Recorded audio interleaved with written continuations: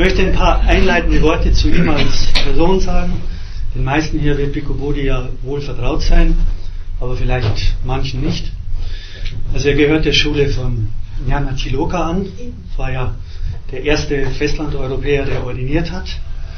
Und das ist eine sehr einflussreiche Schule geworden. Jnana-Ponika war dann der Hauptschüler von Jnana-Tiloka und Bhikkhu Bodhi wiederum der Hauptschüler von Jnana-Ponika. Und er hat ja schon 72 hat er ordiniert, vorher in Philosophie promoviert in New York, ist also jetzt seit über 30 Jahren ordiniert. Und er hat früh erkannt auf Sri Lanka, dass seine große Aufgabe darin besteht, die ältesten Quellen des Buddhismus in modernen Neuübersetzungen breiter zugänglich zu machen. Und obwohl er ursprünglich nicht intentierte, hauptsächlich Übersetzer zu sein, hat sich das dann so ergeben. Also er hat ja die umfangreichsten Neuübersetzungen geliefert, die jetzt gegeben sind. Vorher gab es ja nur die wesentlich älteren Übersetzungen der Pali Text Society oder im Deutschen die sehr alten und auch christlich gefärbten Übersetzungen von Karl Eugen Neumann. Und Bhikkhu Bodhi hat ja die Leistung vollbracht, erstmals relativ, also sehr weitgehend authentische Übertragungen dieser alten Texte zu liefern. Mit einem umfassenden Anmerkungsapparat, der es auch relativ Außenstehenden möglich macht, mit diesen Texten zu arbeiten. Also das sind ihm wir alle als Buddhisten sehr zu Dank verpflichtet. Ja, er reist wenig. Es war vor ein paar Jahren, dass er das letzte Mal in Hamburg war. Und insofern ist das aber eine sehr seltene Gelegenheit, ihn heute begrüßen zu können. Er ist gekommen nach Hamburg wegen des Nonnenkongresses, der jetzt in den nächsten Tagen stattfindet. Und da wird er einer der Schlüsselredner sein. Ja, und wir freuen uns sehr auf seinen Vortrag heute Abend. Es wird ein Kommentar sein zur Rede des Wissens des eigenen Geistes aus der angereihten Sammlung. So, I look forward to your talk. Okay.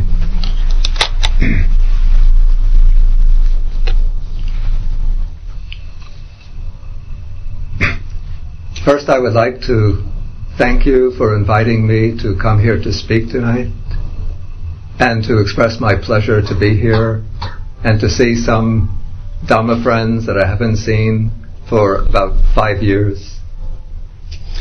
Ich möchte zuerst einmal seine Dankbarkeit ausdrücken, heute hier sein zu können und auch einige Dharma-Freunde wiederzusehen, die er seit einiger Zeit nicht gesehen hat. I feel a little intimidated since I know that some of you have been studying the Dhamma for 30, 40 years. And I think I see even Dr. Helmut Hecker here tonight, who's a veteran Dhamma teacher. And I usually prefer to speak publicly about rather simple and basic Dhamma topics. Ich fühle mich fast etwas eingeschüchtert, weil die meisten von Ihnen sich ja schon seit Jahrzehnten mit dem Buddhismus beschäftigen. Und er sieht ja auch Dr. Helmut Hecker, der ein ganz ausgewiesener Experte ist.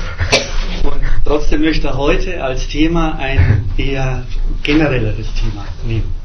So I'm afraid after my talk you might be somewhat disappointed that I chose a rather simple and basic topic. So, ich hoffe, dass Sie nach dem Vortrag nicht enttäuscht sein werden, dass ich ein relativ einfaches Thema genommen habe. And you will think, we can wait another 5 years till Bhikkhu Bodhi comes again. Und dass Sie dann nicht denken, naja, jetzt müssen wir nochmal 5 Jahre warten, vielleicht wird es dann spezieller.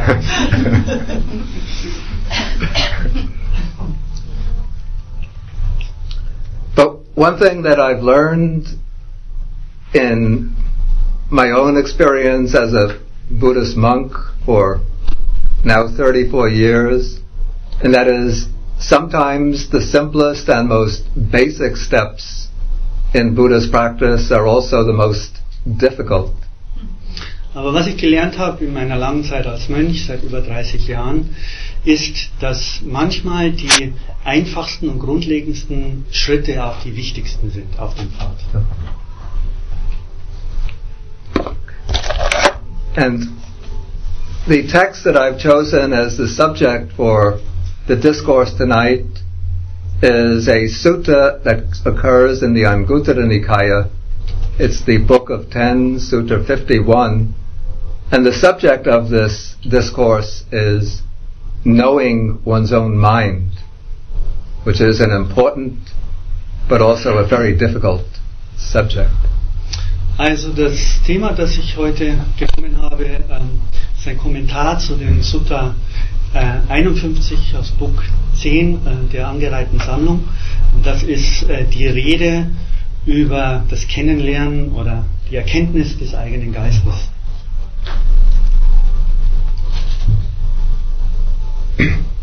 In the Buddha's teaching, the mind is put in the very center of the whole structure of the Dhamma. In der Lehre des Buddha steht der Geist ganz im Zentrum des Fokus im Dharma. And the Buddha places so much emphasis upon the mind because the mind is the source of happiness and suffering. Und der Buddha betont den Geist deshalb so stark, weil in seiner Lehre der Geist als Quelle von Glück wie Leid gilt. Our bodies inevitably undergo pain. Often they undergo illness. They're constantly undergoing aging.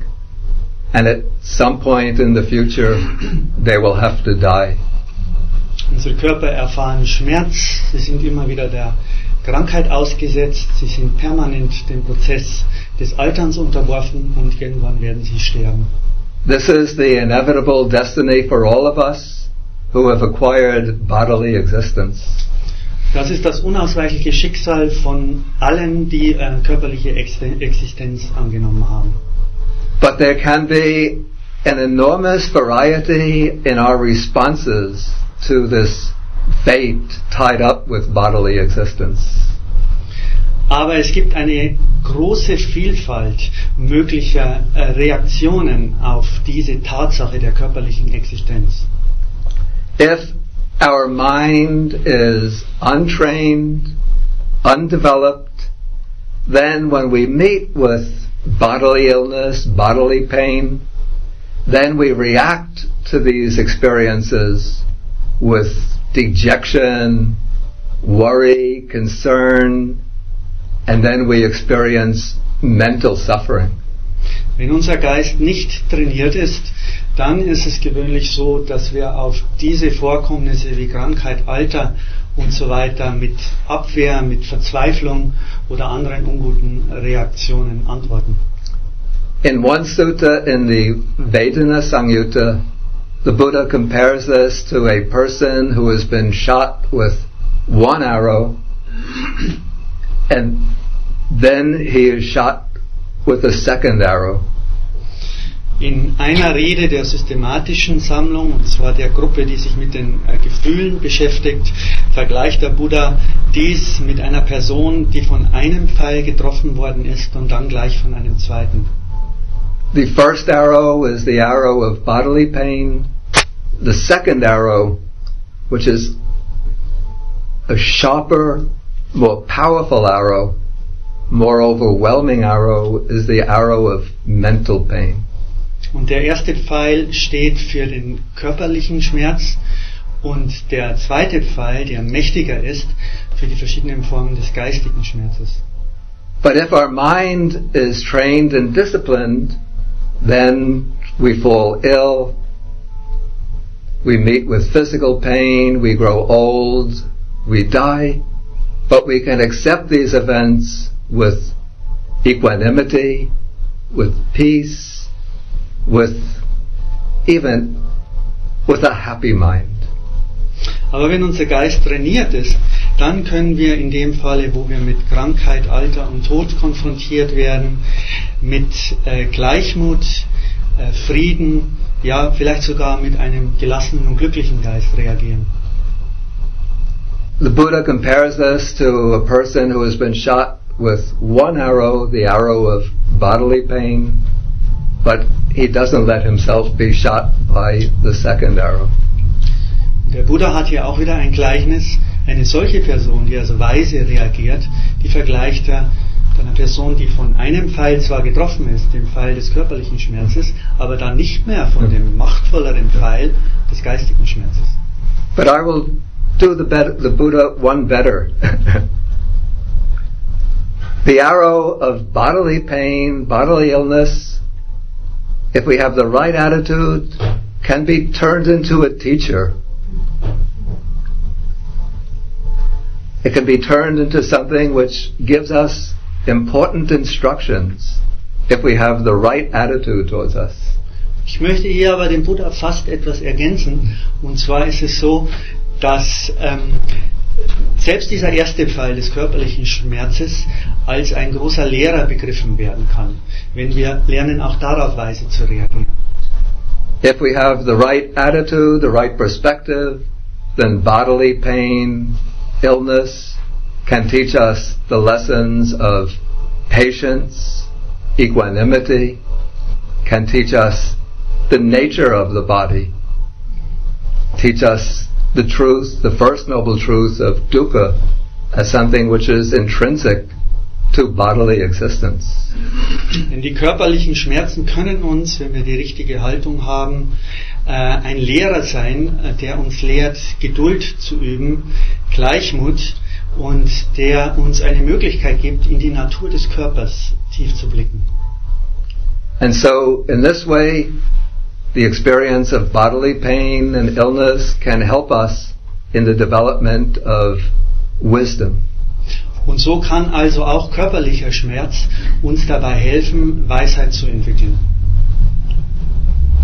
Okay, in life we also meet with we call the pairs of worldly opposites. Im Leben sind wir auch mit den sogenannten Paaren, Gegensatzpaaren der weltlichen Paare konfrontiert. Yeah, gain and loss, fame and dishonor, praise and blame, pleasure and pain. Gewinn und Verlust, Ruhm und Ruhmverlust, Kritik und Tadel, Vergnügen und Schmerz. If our mind is not developed, then we tend to become attached to what we take to be the pleasant or desirable member of each of these pairs of opposites, and we are repelled and upset by the undesirable member of each of these pairs of opposites.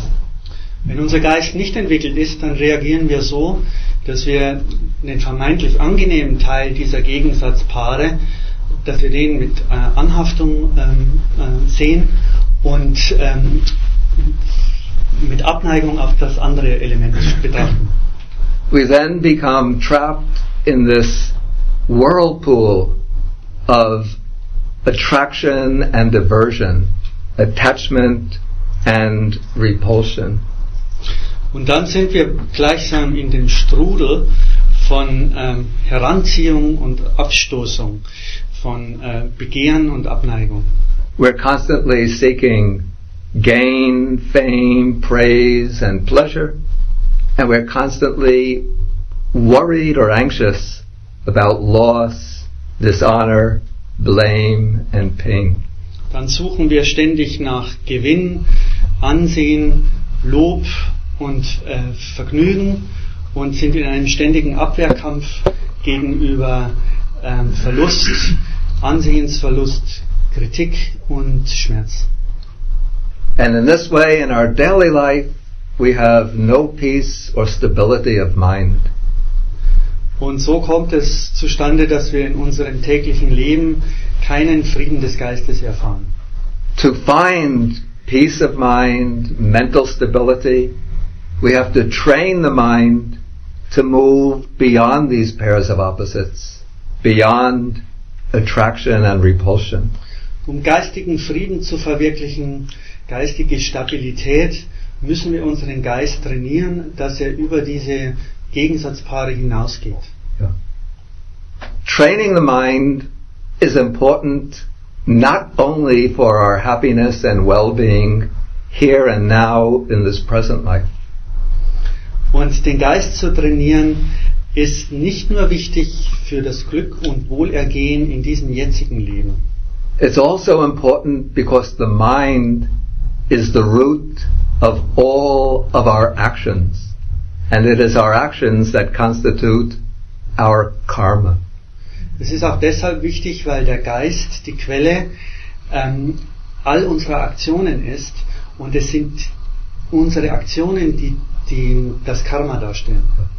In the very first verses of the Dhammapada, the Buddha says, Mano Bhupangama Dhamma, Mano Seta, Mano Maya. In dem ersten Vers des Dhammapada, also des Pfades zur Wahrheit, sagt der Buddha, dass der Geist der Vorläufer aller Dinge ist, der Herrscher aller Dinge. Yeah. And so it is the mind that precedes our bodily actions, our verbal actions, and it is from the mind that our thoughts and volitions arise. Es ist der Geist, der unseren körperlichen und sprachlichen Handlungen vorangeht, und es ist der Geist, der die Quelle unserer Willensregungen und Äußerungen ist. And so, first, through our mental activity, we make plans and decisions, and then these plans and decisions become expressed in speech and in bodily actions. Durch unsere geistigen Aktivitäten formen wir Pläne und Entscheidungen, und diese Pläne und Entscheidungen drücken sich in körperlichen und sprachlichen Handlungen aus. And these actions, these willed actions that we perform, have consequences that go far beyond what we can see and experience in this present life. Und diese von unseren Willensregungen motivierten Handlungen haben Konsequenzen, die weit über unser jetziges Leben hinausreichen.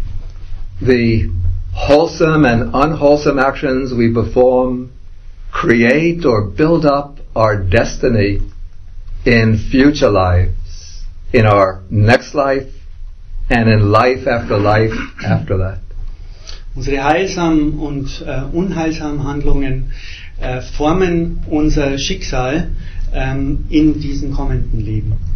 And so if we want to avoid an unpleasant, unfortunate rebirth, a rebirth into one of the planes of suffering, and to ensure ourselves a fortunate, favorable existence in the next life, then we have to be sure that we are training the mind and directing it in the proper way.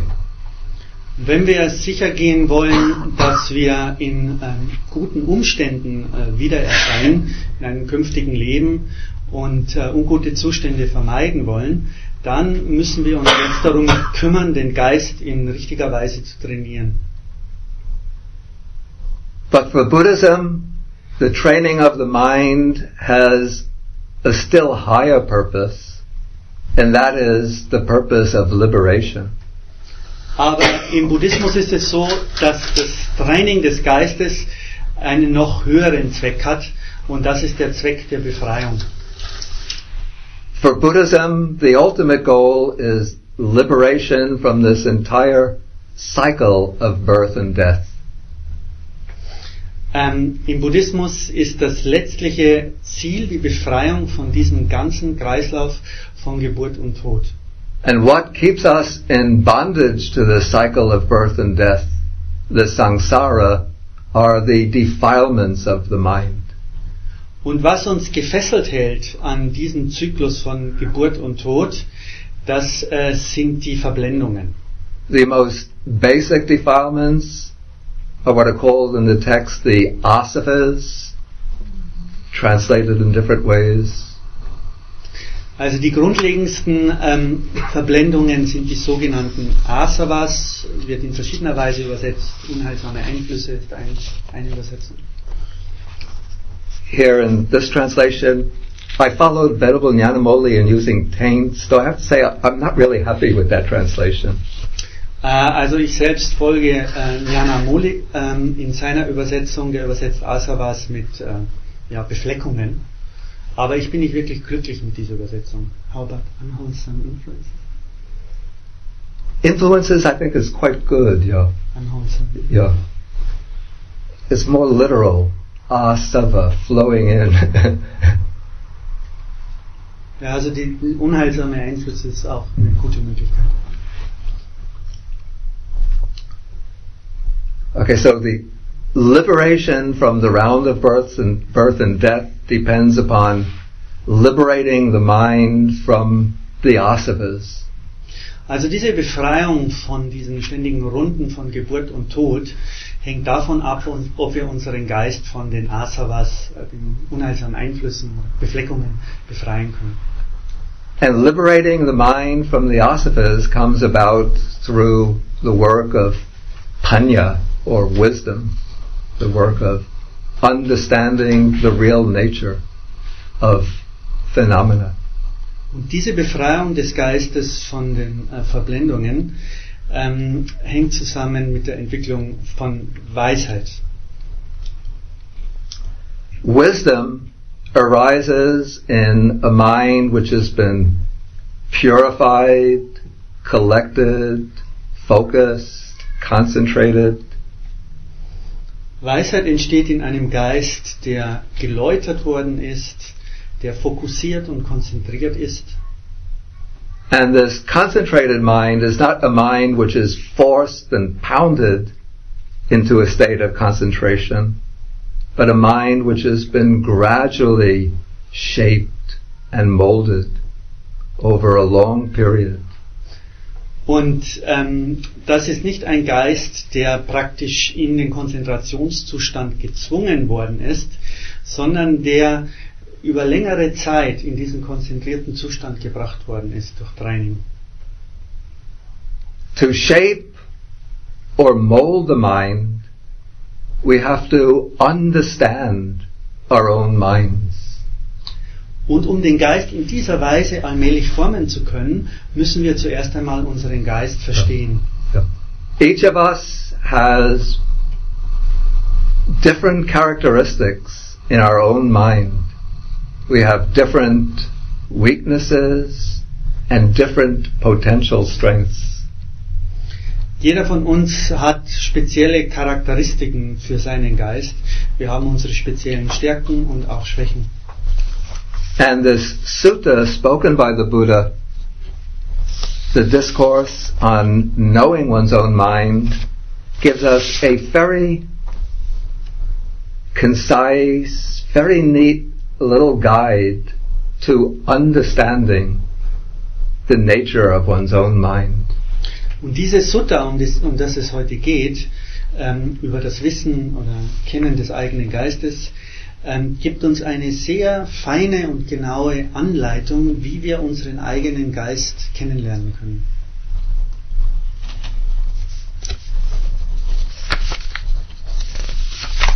The sutta begins by drawing a contrast between two types of knowledge of the mind. Das Sutta beginnt so, dass ein Gegensatz aufgemacht wird zwischen zwei Arten, den Geist zu erkennen. In the Buddha's time, there were some monks who had highly developed powers of samadhi or concentration, and using that power of samadhi, they were able to read the minds of others. This was an iddhi, a psychic power. Zur Zeit des Buddha gab es einige, die eine hochentwickelte Konzentration hatten, und durch diese Konzentration war es ihnen möglich, den Geist anderer zu lesen. Das ist eine Idee, eine übernatürliche Kraft. And so some monks would practice meditation for the purpose of acquiring these psychic powers, the ability to read the minds of others. Und einige Mönche, die haben die Konzentrationspraktiken unternommen, um diese übernatürlichen Fähigkeiten zu entwickeln. And the Buddha didn't discourage this, but he included this amongst the set of the abhinyas or super knowledges that can be acquired by highly developed monks. Der Buddha hat das jetzt nicht völlig abgelehnt, aber er hat zugestanden, dass diese speziellen Fähigkeiten von hochkonzentrierten Mönchen entwickelt werden können. But it was not the point on which he laid major emphasis. Aber er hat das nicht besonders betont. And it was not a quality that he expected all of his disciples to develop. Und das ist nicht eine Qualität, die er von seinen Schülern generell erwartet hätte. But the quality that the Buddha expected all of his disciples to develop is skill in knowing the ways of one's own mind. Aber die Qualität, die der Buddha von all seinen Schülern erwartet hat, das ist ein Geschick im Erkennen des eigenen Geistes. Because in training the mind, we have to take the responsibility for developing our own mind. Denn wenn wir unseren Geist trainieren wollen, dann müssen wir die Verantwortung dafür übernehmen, unseren Geist zu entwickeln. And in order to train our own mind properly, we have to understand the ways of our own mind. Und um den Geist entwickeln zu können, müssen wir die Wege unseres Geistes kennen. So in the sutta, the Buddha begins by addressing the monks and he says, a monk who is not skilled in the ways of knowing others' minds should still resolve, I will be skilled in the ways of my own mind, skilled in knowing my own mind. Und das Sutta beginnt so, dass er sagt, also ein Mönch, der, wenn er auch den Geist anderer nicht erkennen kann, er sollte aber das Geschick entwickeln, den eigenen Geist zu erkennen. And he says it is in this way that you should train yourself. Und in dieser Weise solltet ihr euch trainieren. And then to illustrate this, the Buddha gives a simile. Und um dies zu illustrieren, gibt der Buddha ein Gleichnis. The simile is of a young man or woman who is very concerned with their physical appearance. And so they look at their own facial reflection in a mirror or in a bowl of clear water. Ja, das Beispiel bezieht sich auf einen jungen Mann oder eine Frau von schönem Aussehen und die sehen ihr Antlitz in einem Spiegel oder einem Teich. I guess in the time of the Buddha, mirrors were a luxury of the upper classes. And so a poor boy or girl who wants to see how they look would have to take a bowl of water and look at their reflection. Wahrscheinlich hat das damit zu tun, dass zur Zeit des Buddha ein Spiegel wahrscheinlich ein absolutes Luxusgut war und deshalb, wenn ein junger Mensch sich selbst sehen wollte, dann musste er ein Wasser nehmen. Of course, nowadays anybody can buy a mirror in a 5 and 10 cent shop. Das ist heute natürlich anders. Yeah. Okay, but if this young man or woman then sees that their face has any dust or blemish on the face, then they will make an effort to remove it. Und wenn dieser junge Mann und diese junge Frau sieht, dass es irgendeinen Makel auf dem Gesicht gibt, dann wird er Anstrengungen unternehmen, um diesen Makel zu entfernen. But if they don't see any blemish on the face, then they will be very happy and think that I look fine. Aber wenn er oder sie erkennt, dass es da keinen Makel auf dem Gesicht gibt, dann wird er oder sie sich glücklich fühlen und sagen, okay, das ist in Ordnung.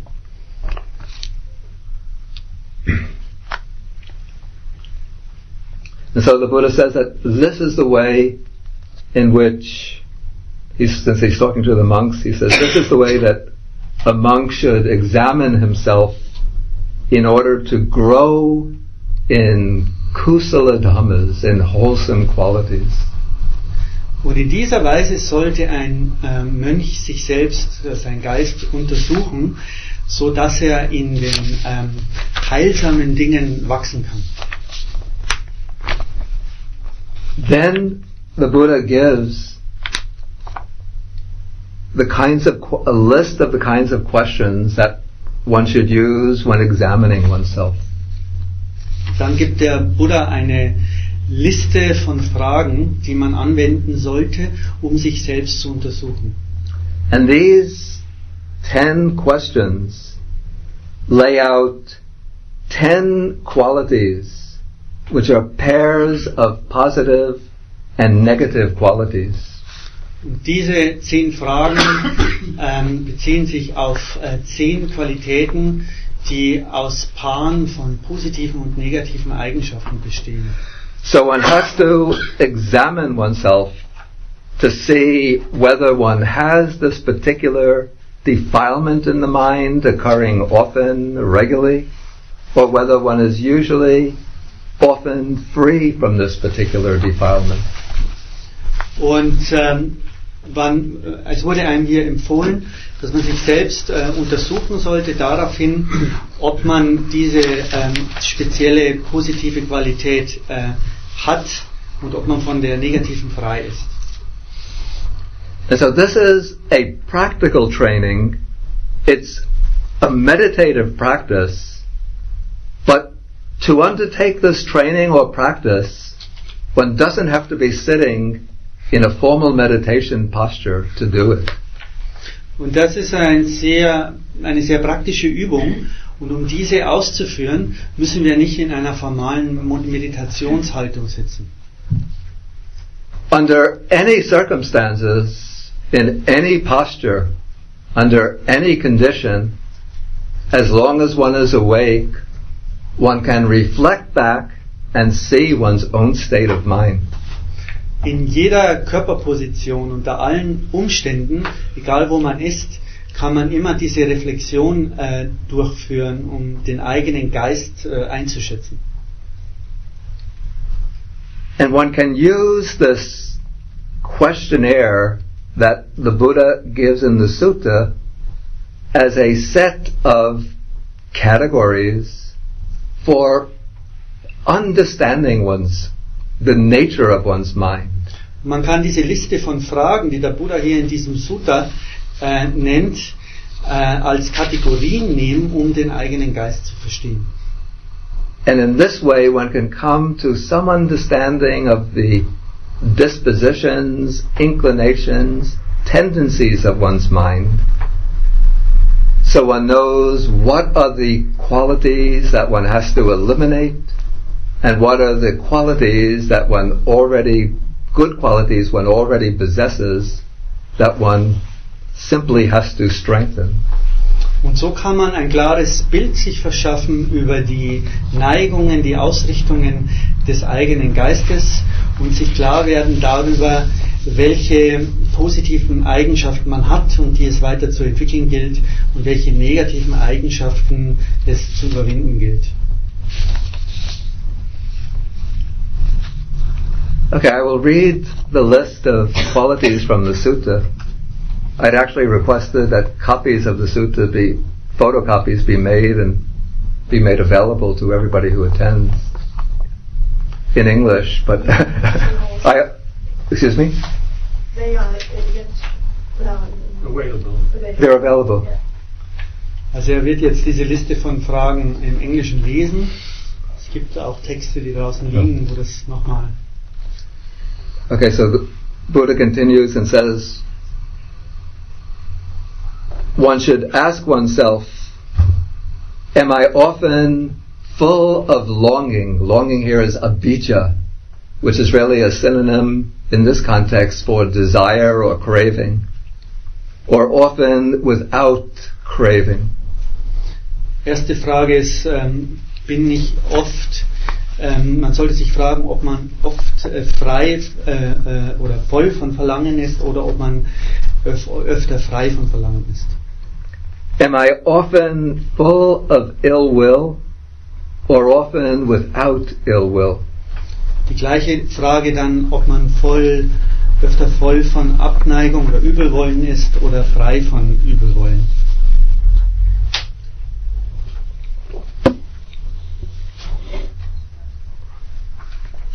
Am I often overcome by dullness and drowsiness Or am I often without dullness and drowsiness? Bin ich oft voll Dumpfheit und Müdigkeit oder ohne diese Eigenschaften?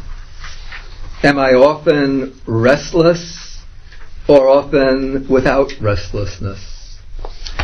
Bin ich oft ruhelos oder oft ohne Ruhelosigkeit? Am I often given to doubt or often without doubt? Habe ich oft Zweifel oder bin ich oft ohne Zweifel? Am I often angry or often without anger? Bin ich oft mit Ärger oder ohne Ärger? Is my mind often defiled or often undefiled? Ist mein Geist oft verblendet oder frei von Verblendung? Is my body often agitated or often unagitated? Ist mein Körper oft in einem aufgeregten Zustand oder nicht in einem aufgeregten Zustand? Am I often lazy or often energetic? Bin ich oft träge oder oft energiegeladen? And then the 10th, am I often unconcentrated or often concentrated? Das 10. Paar ist, bin ich oft konzentriert oder oft unkonzentriert?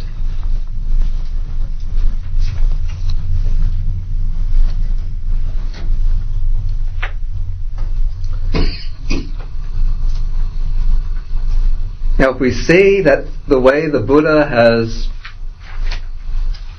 divided all these qualities of the mind first into each quality into two categories.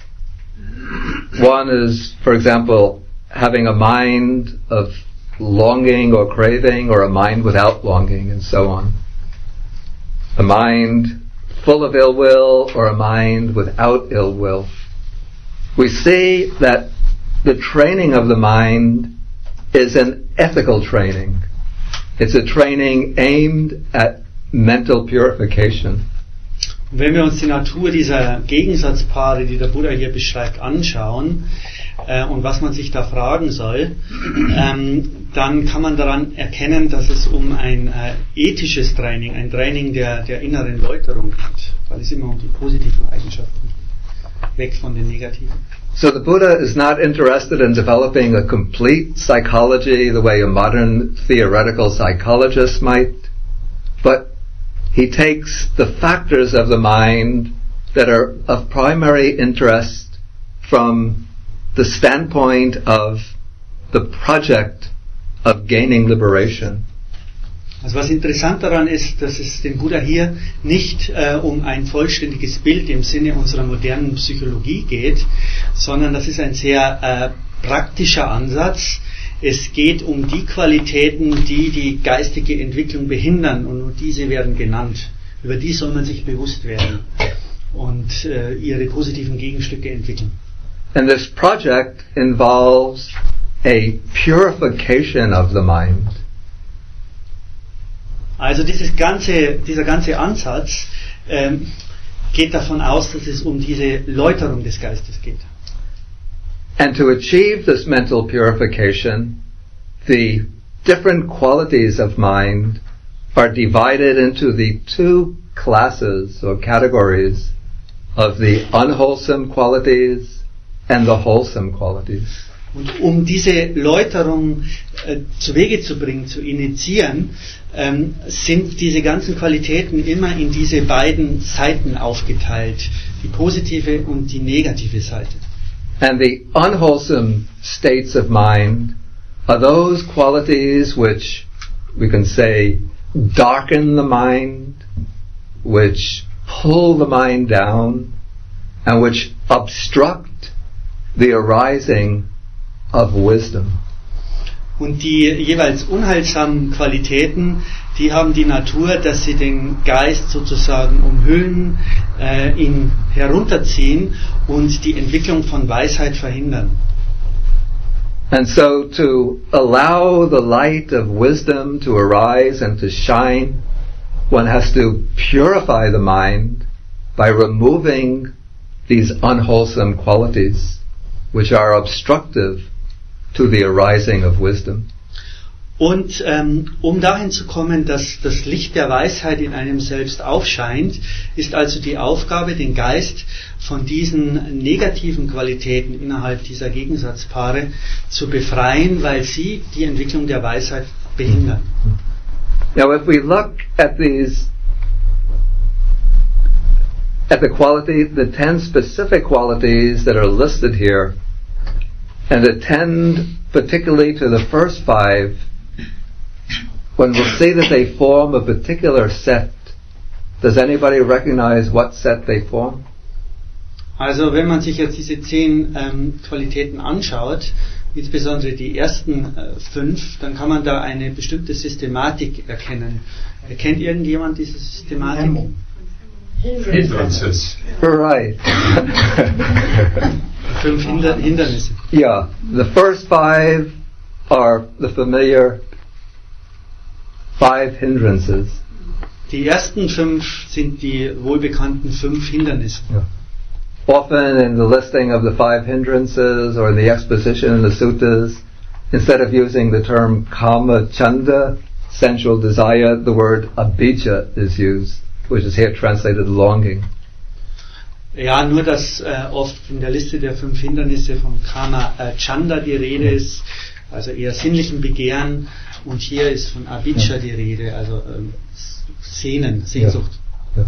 But I find it interesting that the Buddha, instead of just listing this as a doctrinal set, the 5 hindrances, he's sort of blending it into a larger scheme of examining the mind, a larger scheme for examining the mind.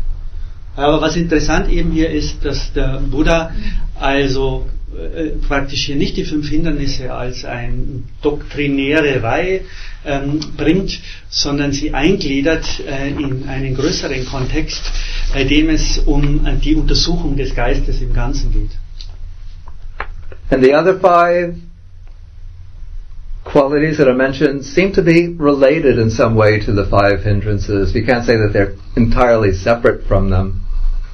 For example, number 6, am I often angry or often without anger, would be related to number 2, ill will. But there's some difference, like anger can be something that arises towards somebody momentarily, whereas ill will would be like a persisting aversion towards somebody.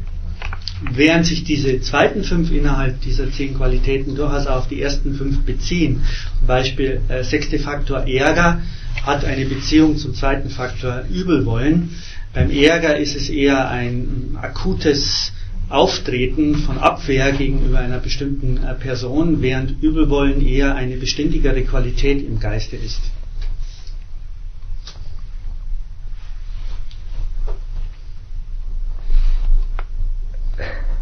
I have to confess, number 7, is my mind often defiled or often undefiled? I can't find a more specific meaning for that. Ich muss bekennen, dass ich bei dem 7. Paar, wo man sich fragen soll, ist der Geist verblendet oder nicht verblendet, eher keine spezifischere Bedeutung dafür findet.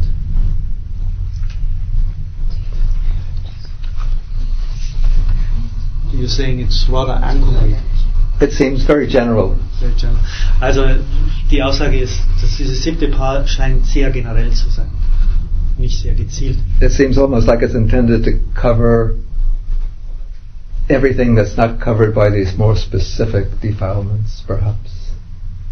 Es scheint so, dass dieses 7. Paar all das abdecken soll, was durch die spezifischen Qualitäten, die gezielteren Qualitäten der anderen Paare nicht abgedeckt worden ist. Because the next says, is my body often agitated or often unagitated? So that seems to be referring now to a pattern of behavior rather than a state of mind as such. Also das nächste Paar, wo man sich fragen soll, ist der Körper im aufgeregten Zustand oder nicht, das scheint sich eher auf ein Verhaltensmuster zu beziehen und nicht eine geistige Haltung. then the next, am I often lazy or often energetic, also can refer to like patterns of behavior. Oder die Frage, ist man träge oder energiegeladen, bezieht sich auch eher auf Verhaltensmuster. And then 10, am I often unconcentrated or often concentrated, refers to the results of, let's say, the cumulative effect of all the preceding factors. If one has a mind that's often defiled by the different defilements, then that mind will tend to be unconcentrated. Whereas if the mind is often free from these defilements, then it will become easier for the mind to become concentrated. Das 10. ist ein logischer Abschluss der vorangehenden Qualitäten, weil wenn der Geist oft von den negativen Seiten der vorangehenden Paare betroffen ist, dann ist er in einem unkonzentrierten Zustand. Und wenn dagegen die positiven Elemente entwickelt werden, dann ist er in einem konzentrierten Zustand. Okay, then after the Buddha lays out the scheme of qualities of mind, then he gives advice to the monks. He says that if one knows that one's mind is often full of craving, full of ill will, and so on, then one should make an extraordinary effort to abandon these unwholesome qualities.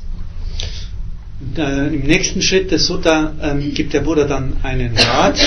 Wenn man also Klarheit darüber gewonnen hat, ob der eigene Geist oft in einem bestimmten negativen Zustand ist, dann geht es jetzt darum, Schritte zu unternehmen, um von diesem Zustand frei zu werden.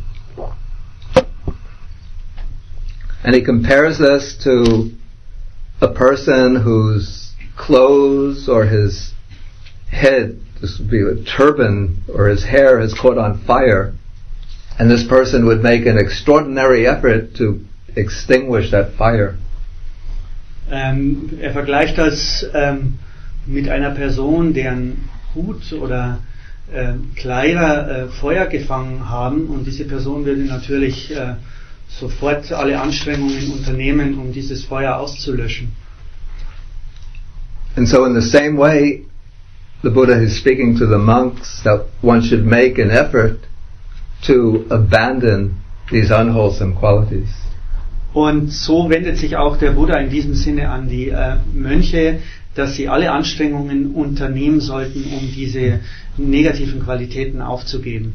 Okay, so the question comes up, how does one overcome these unwholesome qualities of mind? Als nächstes stellt sich dann die Frage, wie können wir diese negativen Qualitäten des Geistes überwinden? Yeah. And this points to the whole big field of Buddhist mind training. Und das bezieht sich jetzt auf das ganze große Feld des buddhistischen Geistestrainings. Because you could say that the main emphasis of the Buddha's teaching is precisely on the methods for training the mind to overcome the unwholesome qualities and to develop and perfect the wholesome mental qualities. Denn der ganze Hauptschwerpunkt in der Lehre des Buddhas liegt natürlich auf diesen Formen, wie wir den Geist trainieren können, um von den unheilsamen Qualitäten frei zu werden und die heilsamen Qualitäten zu entwickeln. So there are different methods that we could apply in daily life and in formal meditation practice to help us to overcome these unwholesome qualities of mind. Und es gibt verschiedene Methoden, die wir anwenden können, sowohl im alltäglichen Leben als auch in formaler Meditationspraxis, um diese unheilsamen Qualitäten des Geistes zu überwinden. One method that you can use to build up, we can call this a force of resistance in the mind, for example, to the 5 hindrances, is to do a daily reflection on the disadvantage or harm of the 5 hindrances. Eine Methode ist zum Beispiel eine tägliche Kontemplation oder Reflexion über die nachteiligen Auswirkungen der 5 Hindernisse. For example, you can contemplate the simile that the Buddha gives, comparing the 5 hindrances to things which are undesirable, situations that you would want to avoid. Da kann man sich dann das Gleichnis, das der Buddha gibt, vergegenwärtigen, wo die 5 Hindernisse mit etwas Unerwünschten verglichen werden, etwas, das man unbedingt zu vermeiden sucht. In Digha Nikaya 2nd Sutta and Majjhima Nikaya Sutta number 39, there's a comparison of sensual desire to being in debt, ill will to an illness, state of illness, dullness and drowsiness to slavery, to prison, to being in prison, restlessness and remorse to slavery, and being in debt to crossing a desert. Also in 2 Sutten werden die 5 Hindernisse verglichen, Begehren, Okay. Maybe one by one is easier. Yeah. Okay. Sensual desire is compared to being in debt. Ja, also das sinnliche Vergnügen wird verglichen damit, eine Schuld zu haben. Ill will is compared to a state of illness. Übelwollen wird mit einem Zustand von Krankheit verglichen. Dullness and drowsiness compared to being in prison. Trägheit, Niedergeschlagenheit, damit in einem Gefängnis zu sein. Restlessness and worry compared to slavery. Ruhelosigkeit und Sorge mit Sklaverei. And being in doubt, or the hindrance of doubt, is compared to crossing a desert. Und Zweifel, notorischer Zweifel, damit, dass man eine Wüste durchquert. So if you reflect and contemplate the 5 hindrances in this way, then this will create in your own mind a state of resistance to the 5 hindrances. Und wenn man sich mit Hilfe solcher Gleichnisse Gedanken über die 5 Hindernisse macht, dann kann das ein Widerstandspotenzial in einem selbst stärken. Even it takes only about 1 or 2 minutes every day if you have a regular meditation practice, just at the beginning, just 1 or 2 minutes to reflect on the disadvantage of the 5 hindrances in that way, and that builds up a force of resistance in the mind to the 5 hindrances. Es reicht, wenn man sich jeden Tag 1 oder 2 Minuten in dieser Weise über die 5 Hindernisse anschaulich Gedanken macht. Das führt bereits dazu, dass eine große Widerstandskraft in einem selbst aufkommt.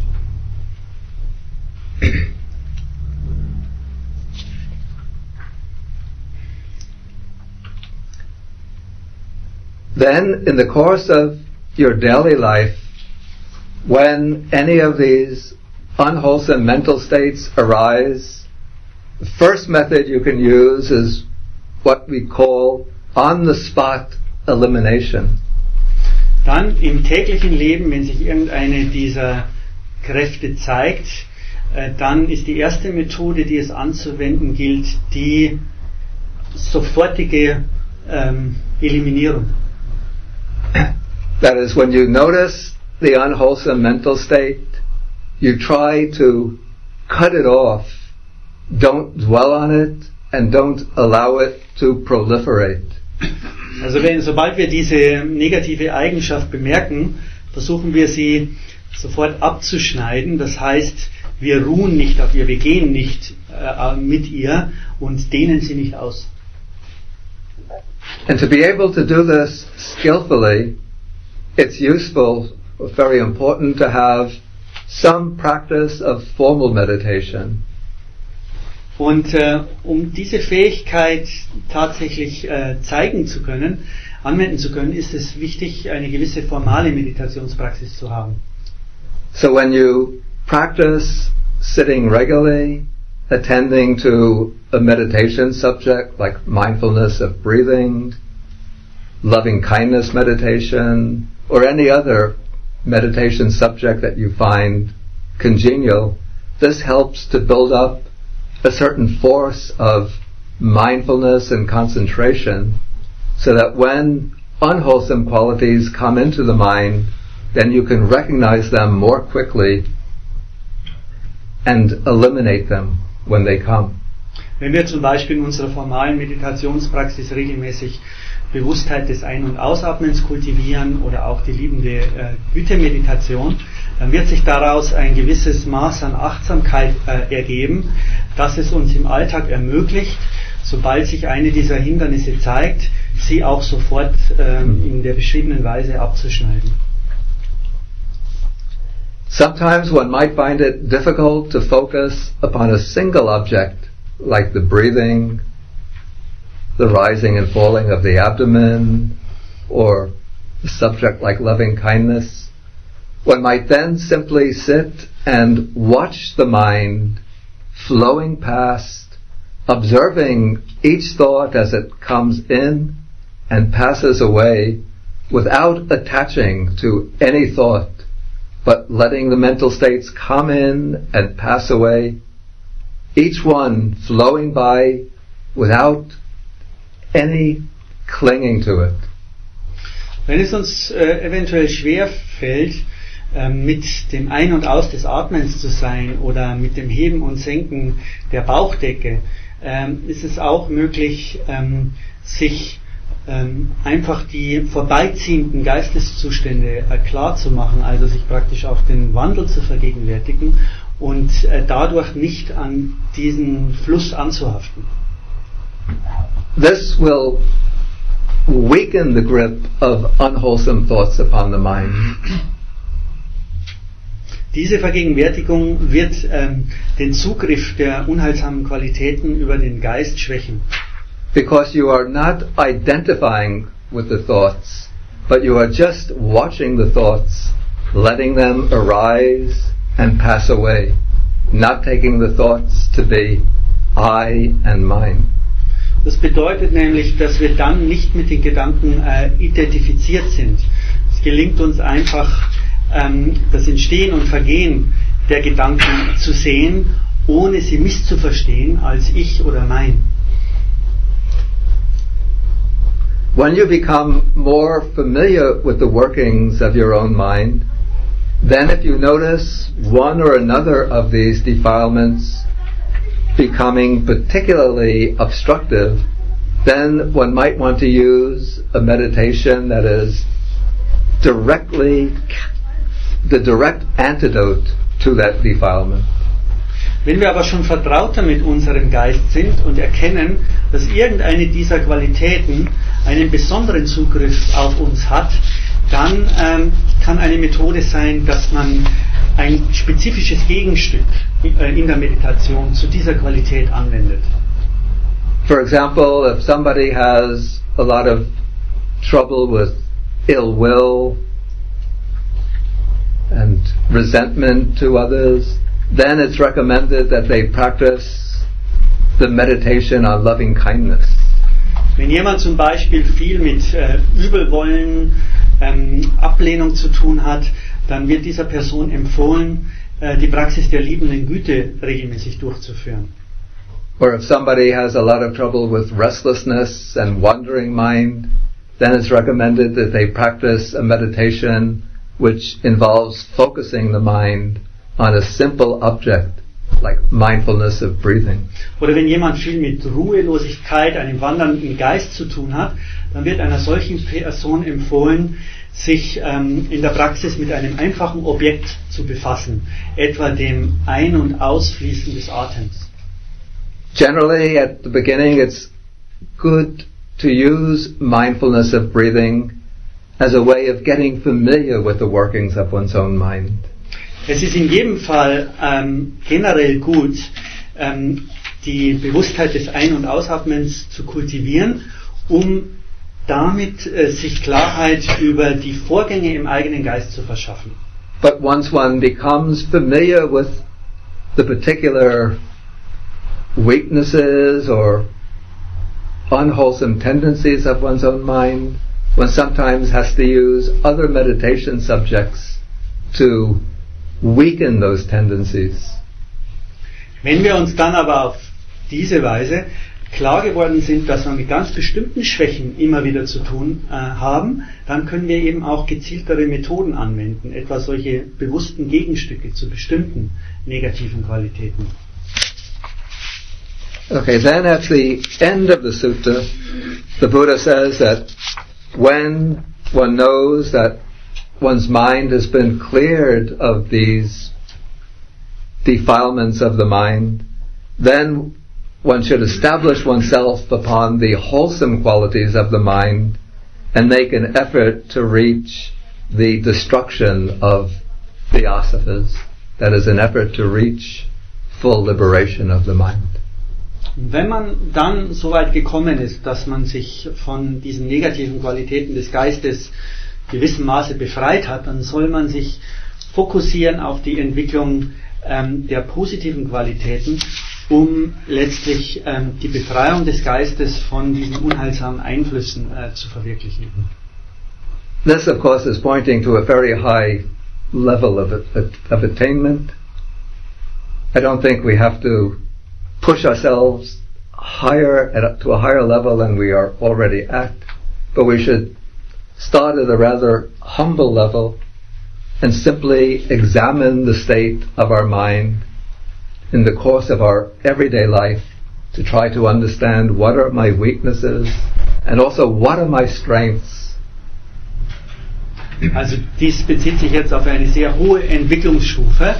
Generell sollten wir uns aber in erster Linie darum kümmern, Klarheit über unseren Geist in unserem Alltag zu bekommen, um zu verstehen, wie sich die unheilsamen Qualitäten äußern und wie wir die heilsamen Qualitäten entwickeln können. Now there's a counterpart or a parallel to the sutta in the Anguttara Nikaya. Es gibt eine Parallele zu dieser Rede in der angereihten Sammlung.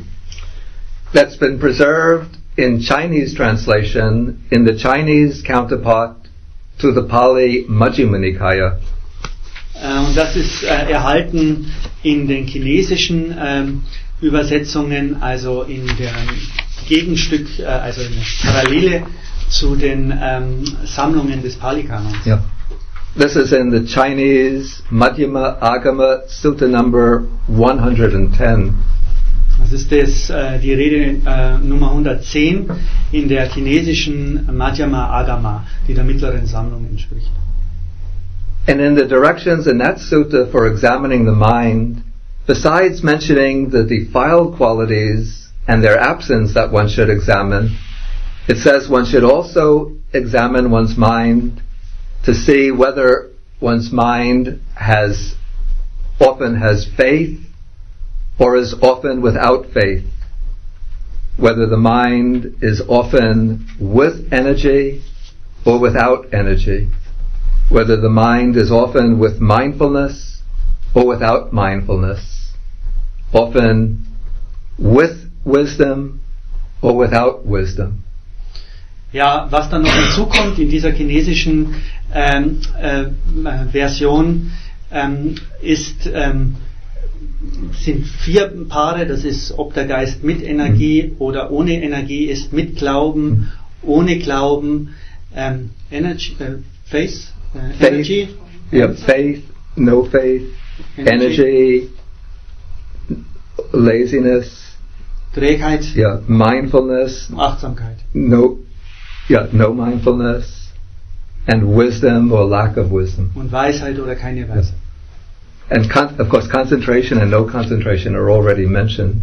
Ja, und Konzentration gehört ja schon zu den 10, die sich da wiederholen.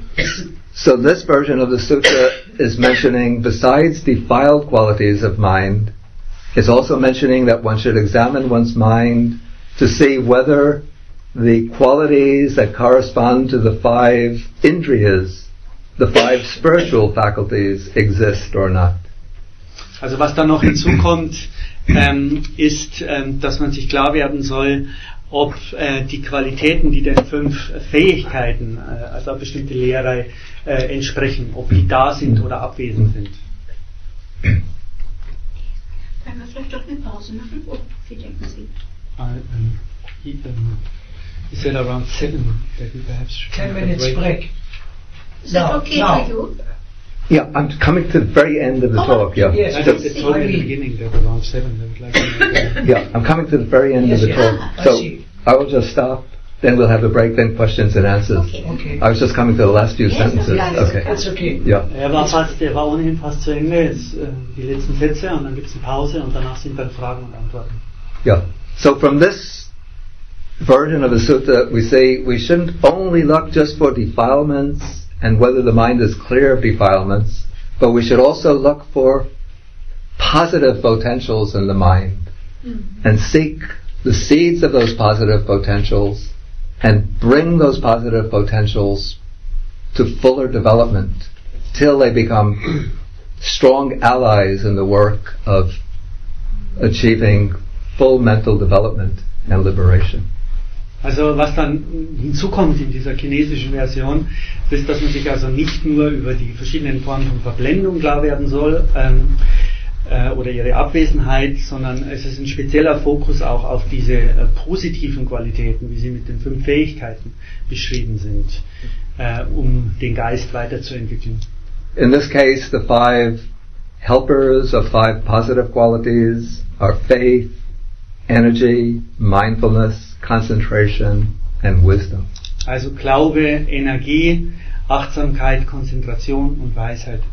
And we could also do in our practice a reflection, daily reflection on these 5 qualities. Even just 1 or 2 minutes thinking of the beauty of faith, energy, mindfulness, concentration and wisdom. How one grows into the other, and then how when all of them work together, they culminate in the mind's liberation. So können wir auch in unseren täglichen Kontemplationen so vorgehen, dass wir uns über die Schönheit, das Besondere dieser 5 Eigenschaften klar werden, also von Glauben, Energie, Achtsamkeit, Konzentration und Weisheit. Okay, I will thank you all for your attention, and now we will take a little break, and then we can come back and have questions and answers. Dank für eure Aufmerksamkeit und jetzt eine kleine Pause und dann gibt es eine ausführliche Frage und Antwort. Ich würde gerne noch etwas sagen. Wir würden heute gerne um eine besondere Spende bitten. Der Bante ist ja aus New York gekommen und er hat auch 2 Nonnen mitgebracht zu diesem Treffen in Hamburg. Und wir würden gerne einen Teil der 5 Tickets übernehmen. Dankeschön. Ja, wir machen jetzt 10 Minuten Pause, Fenster auf, frische Luft, zirkulieren lassen.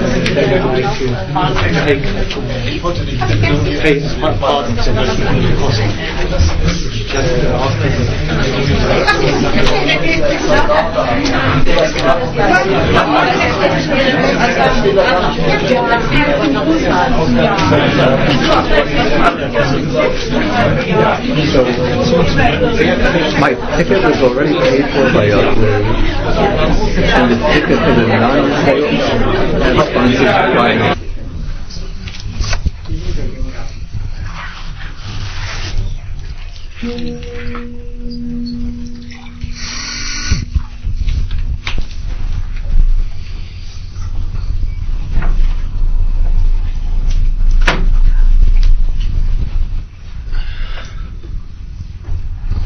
Ja, ich möchte erstmal zum Ausdruck bringen, wie sehr ich mich über die Sprache gefreut habe.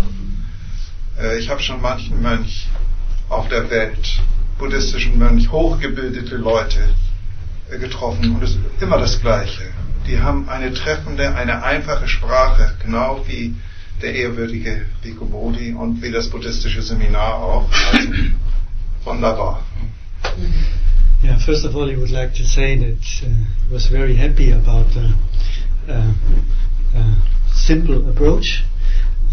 He has often met highly scholarly monks, and at the same time they were very able to express the path in quite clear and simple terms.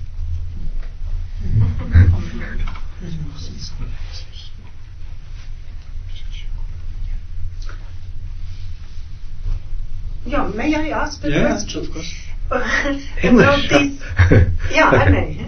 About these 10 negative qualities. Right. Yeah. There are 2 which I wonder about. Yeah. Now, at an advanced, very, very advanced stage, I can understand these are negative. Yeah. But on the way there, which is a very, very long way, I wonder whether anger is totally negative.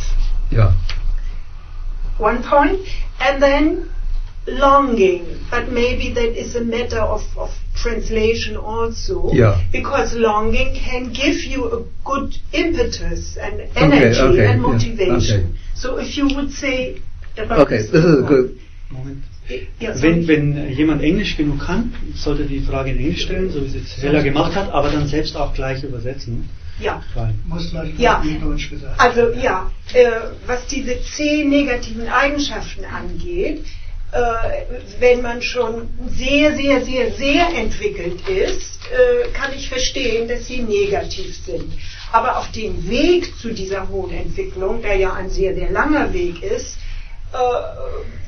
frage ich mich, ob 2 dieser Eigenschaften nicht auch eine gute Seite haben. Und zwar einerseits Ärger und andererseits Longing, also Sehnsucht, Verlangen, starkes Wünschen nach etwas.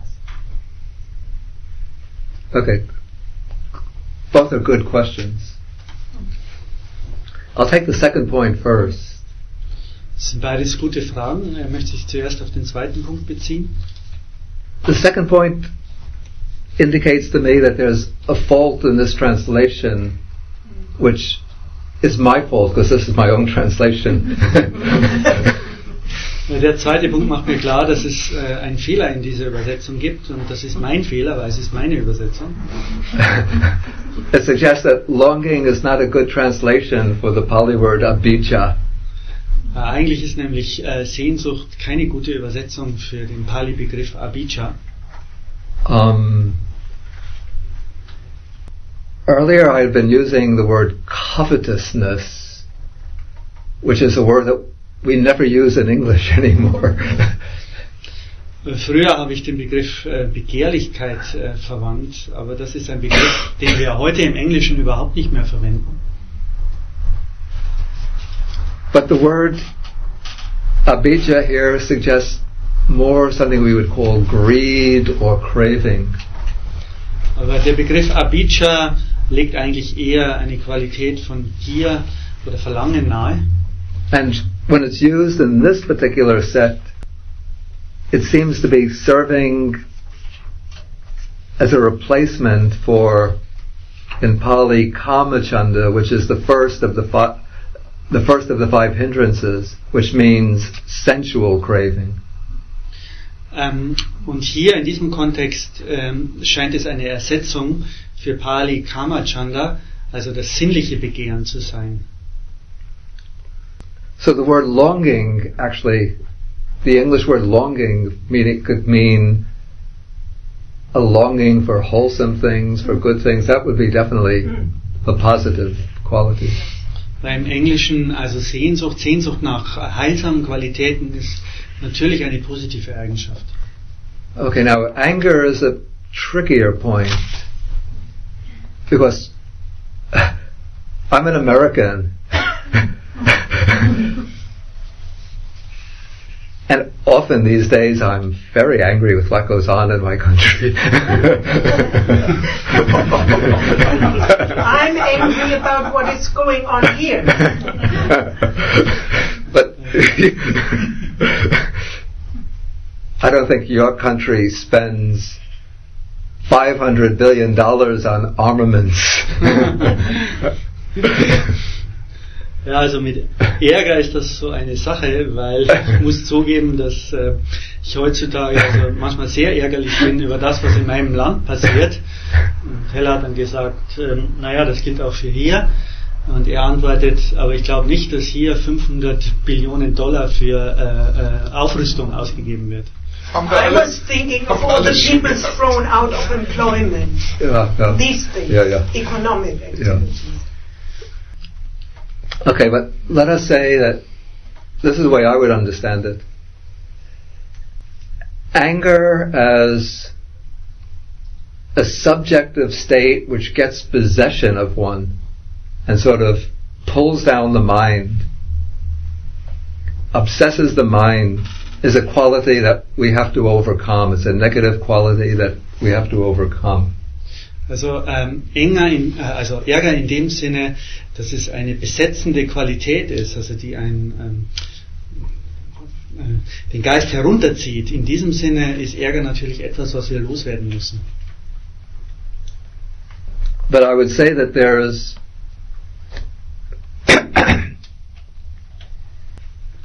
often a need to develop a quality that I would call moral courage and resoluteness, which means that when one can see that a certain situation is unjust, oppressive, harmful, one wants to oppose the situation, and so one has to arouse within oneself the strength, the courage, the determination to oppose that. Also das ist zu unterscheiden von moralischer Entschlossenheit. Denn wenn man objektiv erkennt, dass es einen misslichen Zustand gibt, einen ungerechten Zustand, dann muss man in sich die Kraft aufbringen, sich dem zu widersetzen, den Widerstand zu leisten. And then, once one clearly perceives what is right, just, and morally necessary, then one remains firm in one's decision to uphold that principle. Weil wenn man nämlich vollkommen klar wahrnimmt, was im moralischen Sinne richtig ist, dann hat man auch die Entschlossenheit, diesem Prinzip treu zu bleiben, egal wie die Umstände sind. And one remains firm in one's decision to oppose those who are adopting a position which you can see is destructive, harmful, oppressive. Und dann bleibt man auch standfest in der Haltung des Widerstands gegenüber denjenigen, von denen man klar sieht, dass sie in einer Unrecht tun. Schädlich. Yeah. Dass sie schädliche Auswirkungen haben. But in one's mind, one doesn't, or at least one tries not to feel anger or hatred towards them. Aber gleichzeitig, trotz dieser Entschlossenheit, achtet man darauf, dass man im Geist keinen Ärger, keine Wut entwickelt. So one remains strong in one's commitment to what one takes to be just and righteous principles. Und so bleibt man stark in dieser Selbstverpflichtung gegenüber dem, was man als gerechtes und richtiges Prinzip erkannt hat. And strong in one's opposition towards what one sees to be unjust, immoral, destructive lines of action on the part of others. Beziehungsweise stark in dieser Opposition gegenüber dem, was man als ungerechte oder unmoralische Handlungen in anderen wahrnimmt. But one tries to do this without feeling anger or hatred towards those who are perpetrating such immoral and unjust actions. Aber das kann man eben sehr wohl tun, ohne gleichzeitig Ärger oder Hass auf diejenigen zu empfinden, die so vorgehen.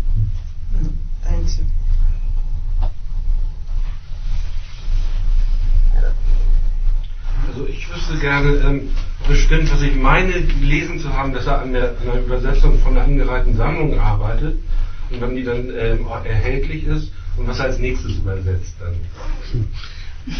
He has heard that you are working on the translation of the Anguttara Nikaya, and he would be interested when this will be published and what will be your project after that.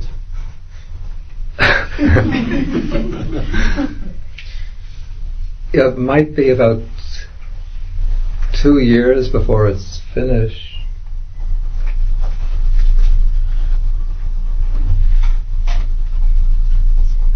It's hard to say exactly when it will be finished, but it might take altogether about 2 more years. after that, I don't know.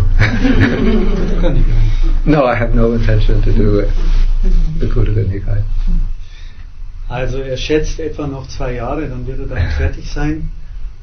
Es fehlt dann noch eine Sammlung. Ich habe gefragt, warum nicht die kürzere Sammlung? Und dann hat er gesagt, dass er keine Absicht hat, die kürzere Sammlung zu übersetzen. Also von maybe daher nicht mehr. Maybe that will be the time to make my own mind the project. Aber vielleicht sollte er dann nach dieser Übersetzung als Hauptprojekt seinen eigenen Geist haben.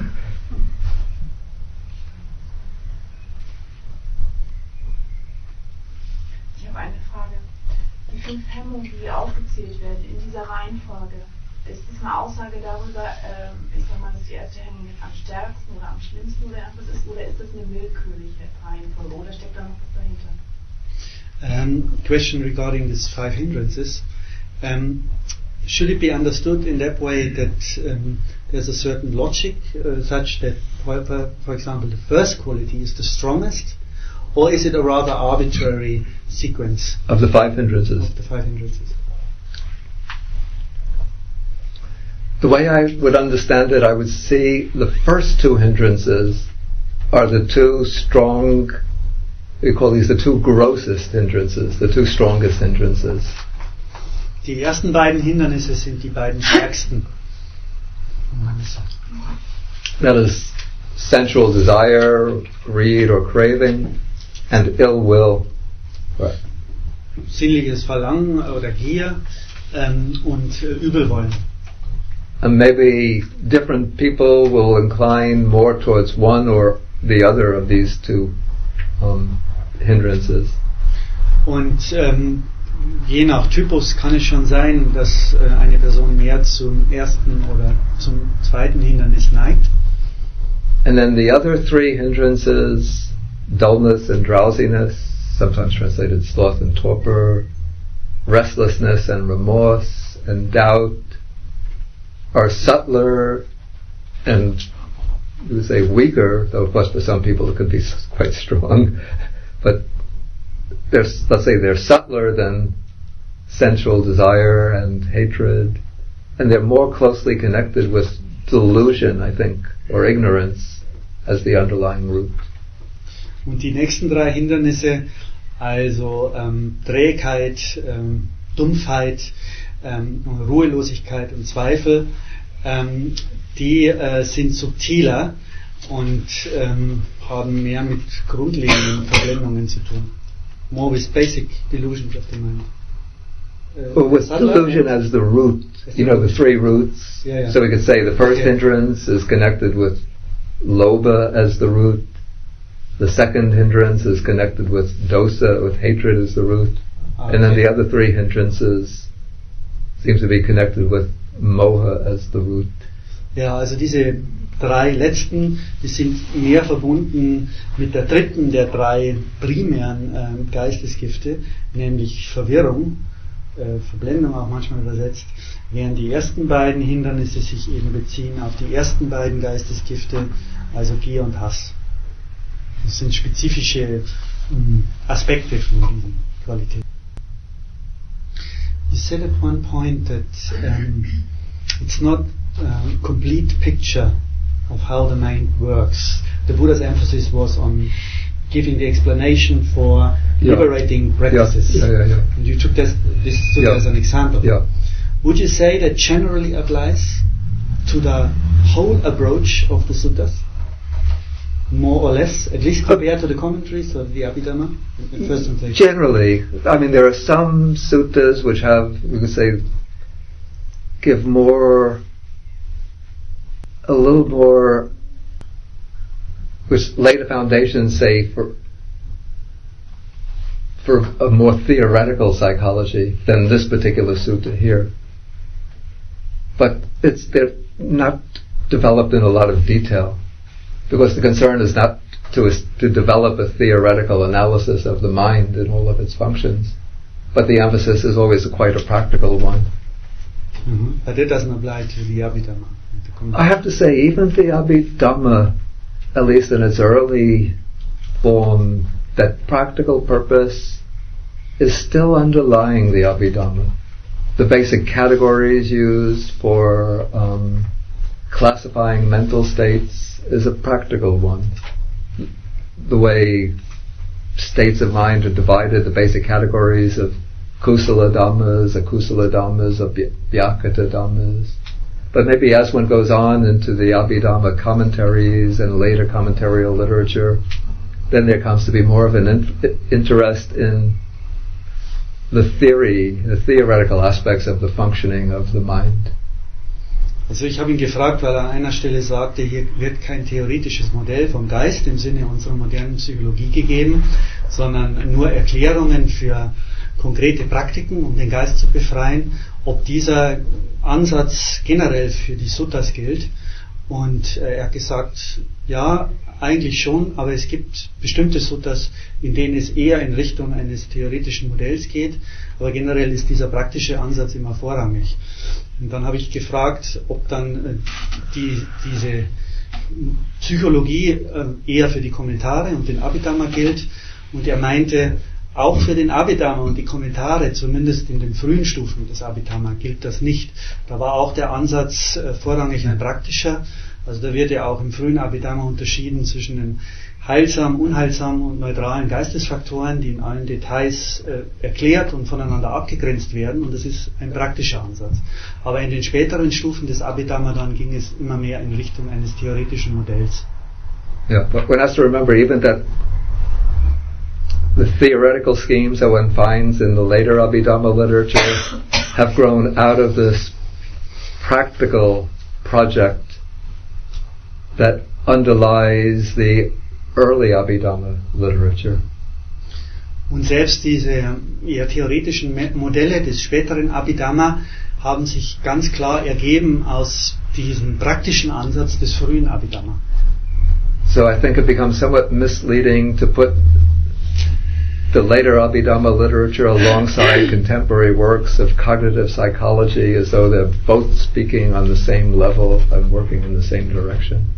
Deswegen wäre es irreführend, wenn man also die Modelle des späteren Abhidhamma auf eine Ebene mit unserer kognitiven Psychologie stellen würde, obwohl sie eigentlich mit ähnlichen Thematiken zu tun haben, weil die Quelle dieser Modelle im späteren Abhidhamma ist klar eine praktische.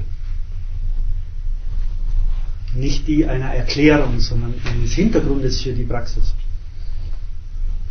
I think I have read that once you said or wrote that the Four Noble Truths of Suffering would be sometimes much too much be stressed, and that they have to be seen in a certain context.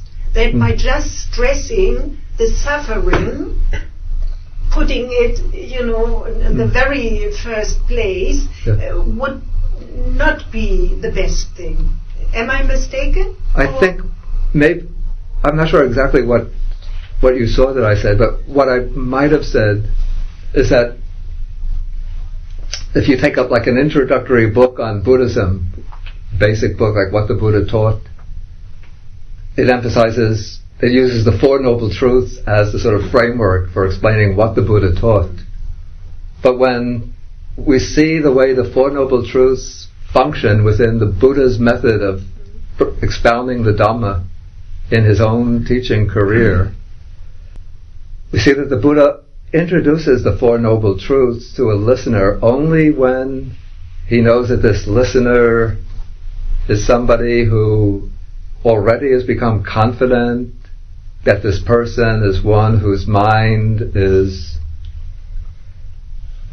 confident, the mind is pliant, the mind is adaptable, cleared of the hindrances, and is receptive to the teaching.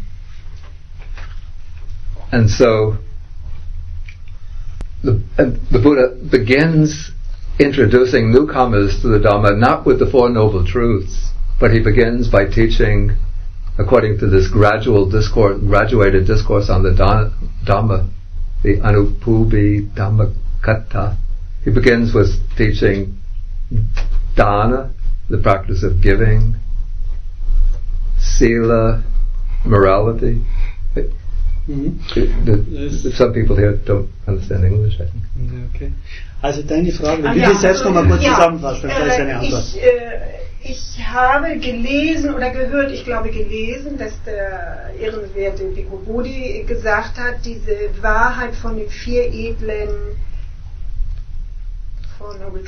die 4 edlen Wahrheiten würden sehr häufig zu sehr betont und sie müssten in dem Gesamtzusammenhang der buddhistischen Lehre gesehen werden. Und ich habe darum gebeten, dass er etwas darüber sagen könnte. Und also er hat gesagt, dass der Buddha sehr vorsichtig war, wann er diese 4 edlen Wahrheiten gelehrt hat und das generell gegenüber Leuten war, die sehr gefestigt in ihrer Praxis waren. Und dass es also für Anfänger eher um Praktiken wie Freigebigkeit, Ethik und so weiter ging. I liked your words. I was glad to read it. So it's good that you talk about it here again. Yeah, okay, so in the Buddha's way of presenting his teaching, he begins with the benefits of generosity, of morality, then he speaks about the heavens, the joys of the heavens, then he speaks about the danger, the disadvantage of the sensual pleasures, and the benefits or the blessings of renunciation. Also Buddha spricht da eher von Freigebigkeit, Moralität und über die himmlischen Zustände und auch über die Gefahren der sinnlichen Vergnügungen und so weiter. Das sind die Themen, die ja eher einem Anfänger zur Einführung geben würden. And it's at that point, the way we have it in the canonical text, that the text says that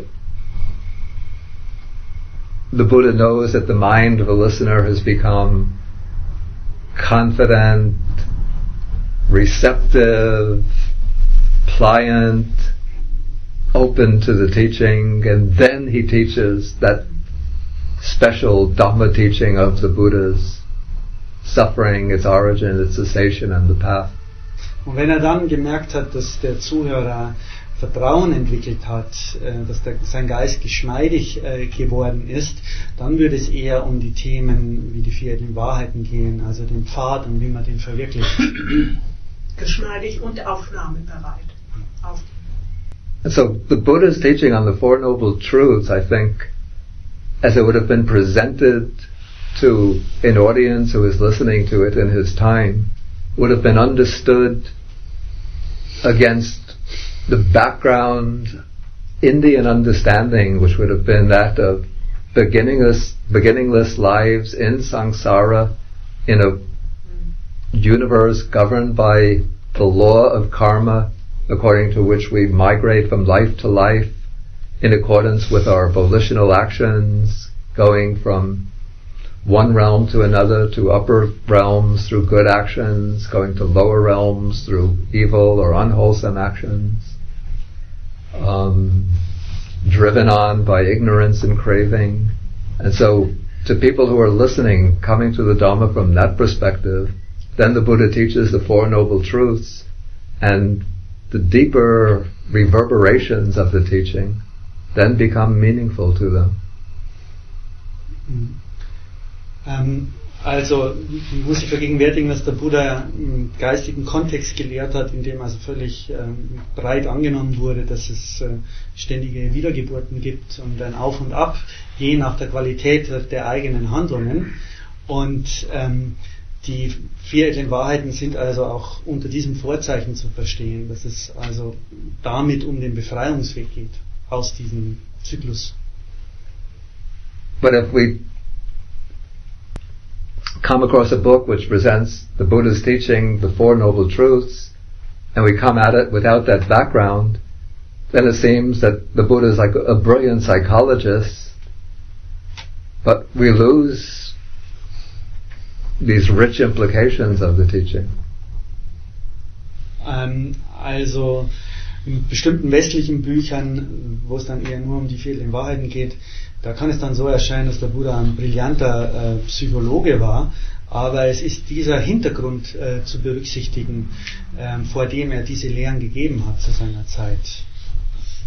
But I think we also shouldn't devalue that aspect of the teaching too, because this helps to make the Dhamma meaningful. I would say today this helps to make the Dhamma meaningful and accessible for many people who can't enter through understanding or accepting the teachings of karma, rebirth at once. Aber auf der anderen Seite muss man natürlich auch diesen westlichen Ansatz wertschätzen, weil ja bei uns viele Schwierigkeiten hätten, mal diese Lehren von Karma oder Wiedergeburt anzunehmen. Von daher ist es durchaus gerechtfertigt, wenn man sich dann eher auf Aspekte wie die 4 edlen Wahrheiten fokussiert. So the Dhamma does have this aspect that's, you say, directly and immediately visible. Ja, also der primär ist natürlich, dass der Dharma diesen Aspekt hat, dass er direkt einsehbar ist, hier und jetzt. Yeah, a direct correlation between the amount of craving that we have in our minds and then the suffering that we experience in our day-to-day life. Weil es gibt natürlich immer diese direkte Beziehung zwischen dem Maß an Verlangen, das wir in uns haben, und dem Maß an Leiden, das wir in unserem täglichen Leben erfahren. Die sind eng miteinander verbunden. And then on that basis we could see that to the extent that we can control and reduce our craving, to that extent we can experience more peace and happiness in our daily lives. Und in dem Maße, wie es uns gelingt, dass wir unser Verlangen reduzieren können, werden wir auch Glück in unserem täglichen Leben erfahren. And then that, for many people, it could help to awaken confidence or trust in the Buddha as somebody who has seen the truth, and then they will be ready to place trust in the Buddha as somebody who has seen a much wider range of truth than what is immediately visible to us here and now. Ja, und wenn wir also praktisch diese praxisbezogenen Lehren des Buddha verstehen und anwenden und sehen, dass sie Gültigkeit haben, dann können wir auch das nötige Vertrauen entwickeln, dass er wohl auch Recht gehabt haben muss, was diese eher metaphysischen Lehren angeht, die nicht unmittelbar für uns nachvollziehbar sind. Question? Ja, nein, machen Sie. Du wolltest noch was sagen? Ja, es bezieht sich direkt darauf, deshalb. Ja, ich habe noch eine Frage aus einer anderen Lehrrede, die aber auch zum Thema passt. Mhm. Es gibt eine Rede, da heißt es, wenn ich mich so und so falsch verhalten würde, würde ich gar mich selber verachten oder andere würden mich verachten oder auch meine buddhistischen Lehrer würden mich verachten. Diese Frage habe ich vor vielen Jahren mal einem klugen Buddhisten gestellt und da wurde gesagt, das wäre eine ungünstige Übersetzung, Selbstverachtung, das sollte man doch lieber nicht tun. So. Da bin ich also jetzt eigentlich jahrzehntelang mit rumgelaufen, habe ich jetzt gerade festgestellt bei mir, dass ich ohne Selbstverachtung eigentlich gar nicht sein kann. Und zwar, ja, ein Zusammenhang, deswegen meine Frage, ein Zusammenhang zwischen Selbstverachtung, Zweifel, Gewalt und Ego. Und diese 4 Begriffe, wenn der ehrwürdige da noch was drüber sagen könnte. Das ist ja sehr komplex, soll ich es selbst übersetzen? Oder? Ja, nee, bitte. Du kannst ja gut übersetzen. He once came across a sutta where it said that if one behaves in such a way, then one would despise oneself in a bad way. Then one would despise oneself and others would despise one and so on. And in German the word is Selbstverachtung, andere would verachten. And he always was wondering whether that's the right, correct translation or not, whether that's actually a quality to have. And diese 4 Qualitäten, nennen Sie die nochmal? Ja, die 4 Qualitäten scheinen mir in einem Zusammenhang zu stehen. Selbstverachtung, Zweifel, Ego und Gewalt. Also Vihingsa.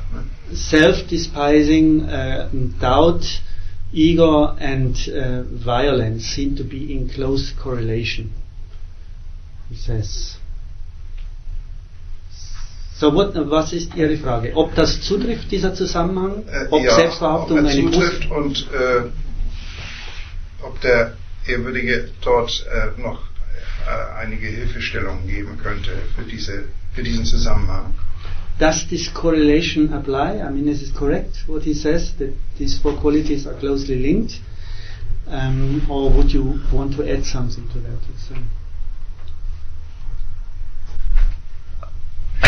I think the sutta says that if somebody behaves like in this unwholesome way, one of the disadvantages is atanam upavadati. One blames oneself. Yes. I don't have to translate that as despises oneself, but one criticizes oneself, one blames oneself. Which is, I mean, it's true if one does something which is contrary to either Buddha's precepts or the ordinary ways of good conduct, then one blames oneself, and then the world blames one, which means other people blame one. It's not so much despising, but blaming or criticizing. Ja, also die korrektere Übersetzung ist hier, dass man sich selbst kritisiert, tadelt, nicht so sehr verachtet, dass man mal bestimmte unheilsame Dinge tut, dass man sich selbst tadelt im Grunde dafür auch und dass ein andere dafür tadeln. Das ist nicht... Verachten überhaupt nicht. Du hast eben...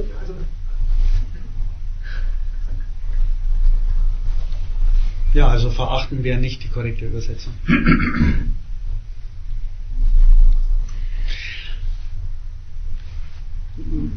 Ja, oder andere.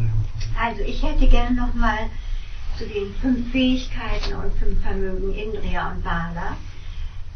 So wie ich den Mann verstanden habe, hat er gesagt, dass diese chinesische Konkordanz da noch was dazufügt. Nämlich, dass man wirklich diese 5 Indriya oder Bala, diese Fähigkeiten und Vermögen, sich morgens oder wie auch immer einfach mal vorstellt. Und ich möchte mal wissen, wie soll man sich das vorstellen? Wie macht er das? Wie praktiziert er das? When you talked about the Chinese version of the sutta, you said that the 5 Indriyas are mentioned there, and you were suggesting that one should do a daily contemplation on it. And she wants to know how you actually do it yourself. What contemplations are you using?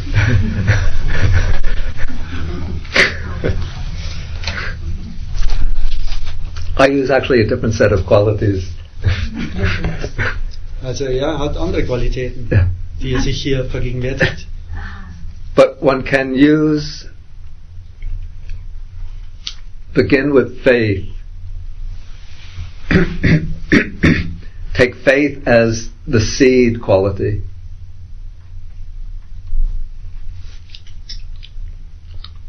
When faith is established,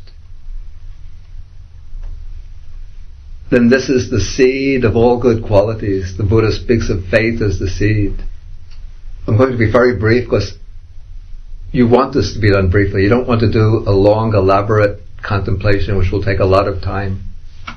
Okay, you think when faith is established, it's the seed. Think of the seed of faith as sending up the shoot of energy.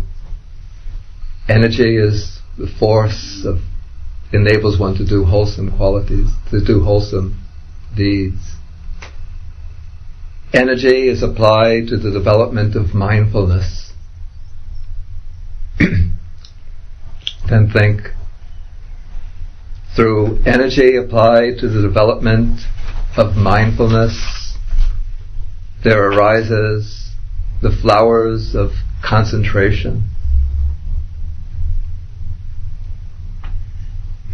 Samadhi.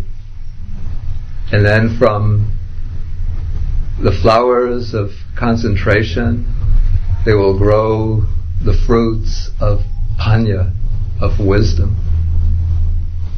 And mindfulness is exactly what within the plant?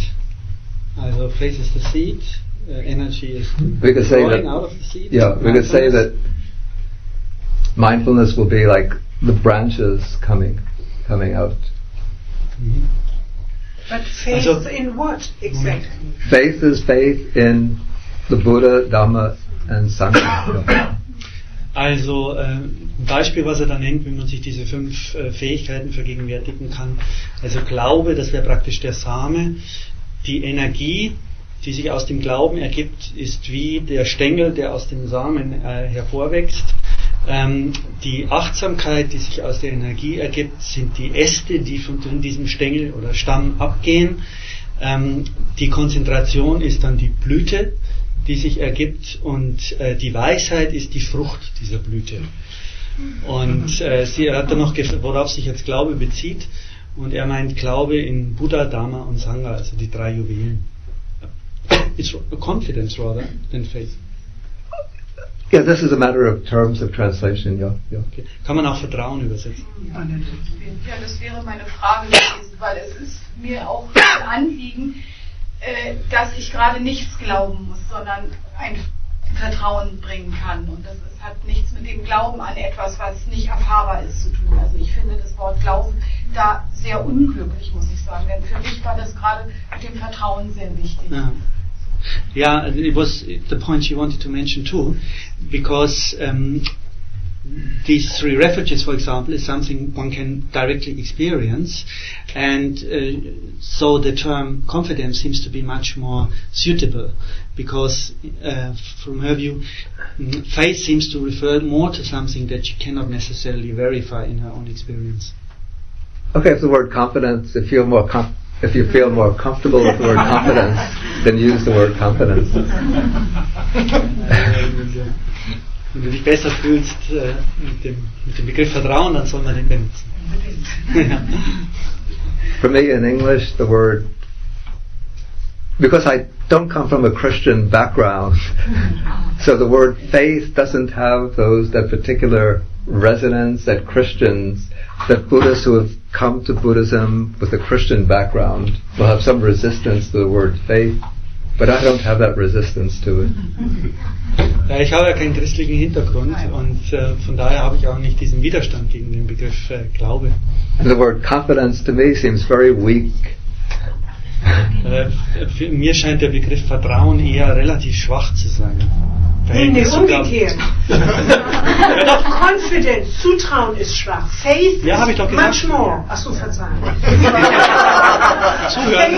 is much more than confidence. Yeah? Right. To me, it's, yeah, like I would have confidence, a good doctor, but a doctor is not somebody to whom I entrust my whole, sometimes I do entrust my life to a doctor, but I don't entrust my whole being to a doctor the way I entrust my being to the Buddha, Dhamma and Sangha. Ja, also es ist wie mit einem Doktor. I'm sorry, I had a blackout. I said basic point again. Yeah, the word confidence seems weak to me compared to faith. Yeah. And the word confidence suggests the kind of feeling that I have towards a doctor. Mm-hmm. So I would have confidence towards a doctor, but I don't surrender my whole being to the doctor. Ja. Whereas faith suggests that towards which I surrender my whole being. Der Glaube ist für ihn eher eine Qualität, die beinhaltet, dass man sich das ganze Wesen dem hingibt, woran man glaubt. Vertrauen ist da schwächer, also zum Beispiel dem Doktor gegenüber würde man Vertrauen haben. Aber hier geht es eigentlich eher um diese volle Hingabe, die er eher mit dem Begriff Glauben ausgedrückt sieht. The German word Glaubt is what faith. Ist Faith. That's connected with the word belief, is that correct? Yeah, belief. Yes. Belief, yeah. What's the difference between belief and faith? You see, in English, the word faith can suggest meanings separate from belief. Faith doesn't necessarily mean believing in certain propositions, but it can be an attitude of, let's say, complete trust, complete self-surrender. Whereas Glaubt, I think, means that you believe certain propositions to be true.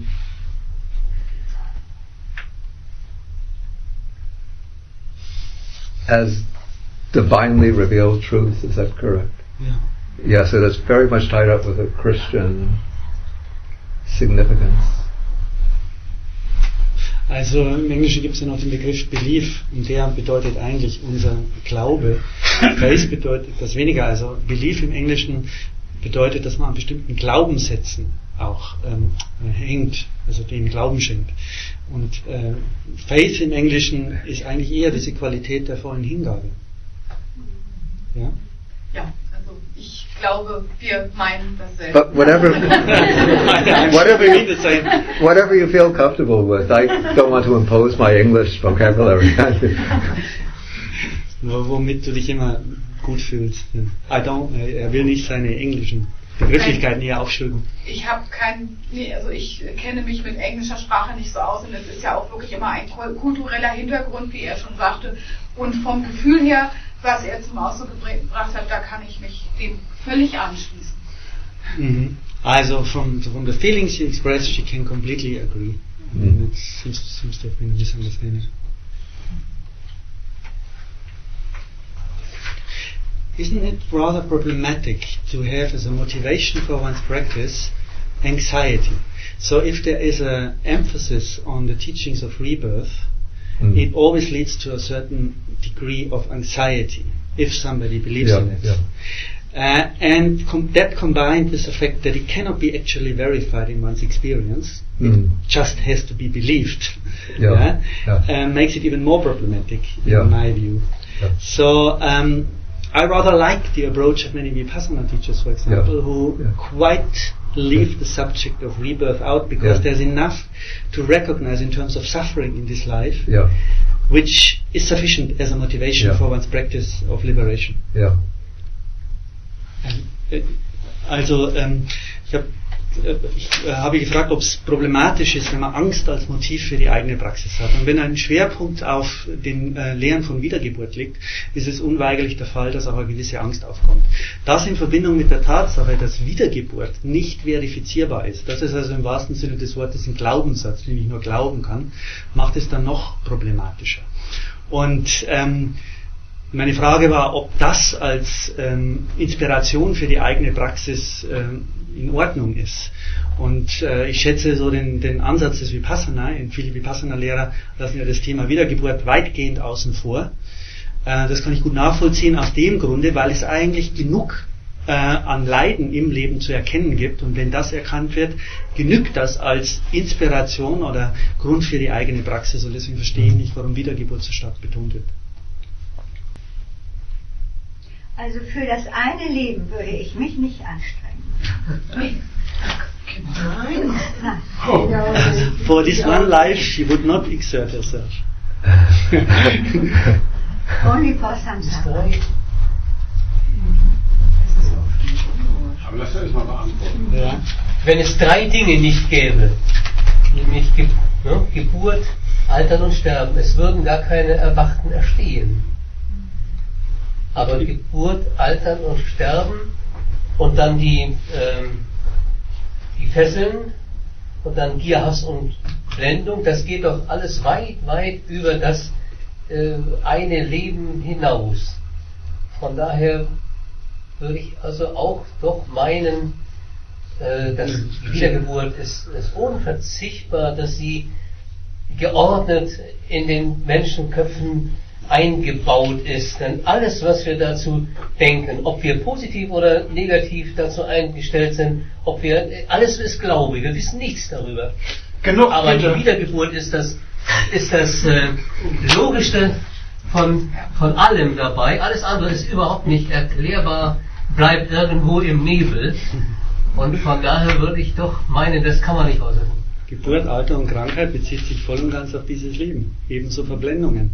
Das ist in keinster Weise ein Hinweis auf Wiedergeburt. Das ist Leiden, das man hier in diesem Leben erfährt. He said birth, old age and death seem to suggest also delusions that there must be rebirth.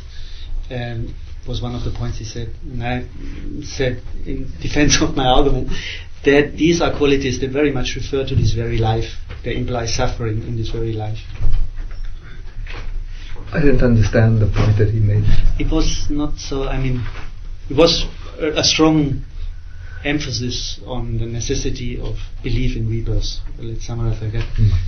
But perhaps it's good if you first give an answer to the point. So what I would say is that, of course, anxiety is a disturbance to the practice. Since if one's mind is filled with anxiety, then one can't, not to speak about practice, but one can't even lead a peaceful, normal life, let alone a life of meditation practice. But what one has to do is, say, confront these realities of life that are things taught by the Buddha and accept them as all these laws of the nature of the universe, the laws of the universe, the fact that there are other realms of existence, that are actions, that it's our volitional actions that lead us from one realm of existence to another, that unwholesome actions can, very likely will lead us to undesirable realms of rebirth. In fact, I'd say that a recognition of the law of karma is a very important check on the tendency to unwholesome behavior. And also when one recognizes that unwholesome behavior stems from unwholesome states of mind, then it's an understanding of this law of karma that reminds us of the need to control, to change, to transform our state of mind. Maybe at this point you should translate. Also im Grunde sagt dass also dieser weitere Kontext, also der Vorstellung, dass es die Wiedergeburt gibt, also aus der Sicht des Buddha, ist eine wichtige Quelle für die Motivation für die Praxis, soweit ich jetzt verstanden habe, vielleicht habe ich nicht alles verstanden. Und in dem Zusammenhang gilt es ja auch, das Thema Karma zu reflektieren und zu kontemplieren. Und das ist praktisch ein Mittel, um immer wieder auch den eigenen Geist sich genau zu betrachten und was die Auswirkungen der eigenen Motivationen sind, ob jetzt kurzfristig oder eben auch längerfristig. Und das ist so die Hauptquelle dafür, dass man praktisch die Motivation in sich entwickelt, den Befreiungsweg zu verwirklichen.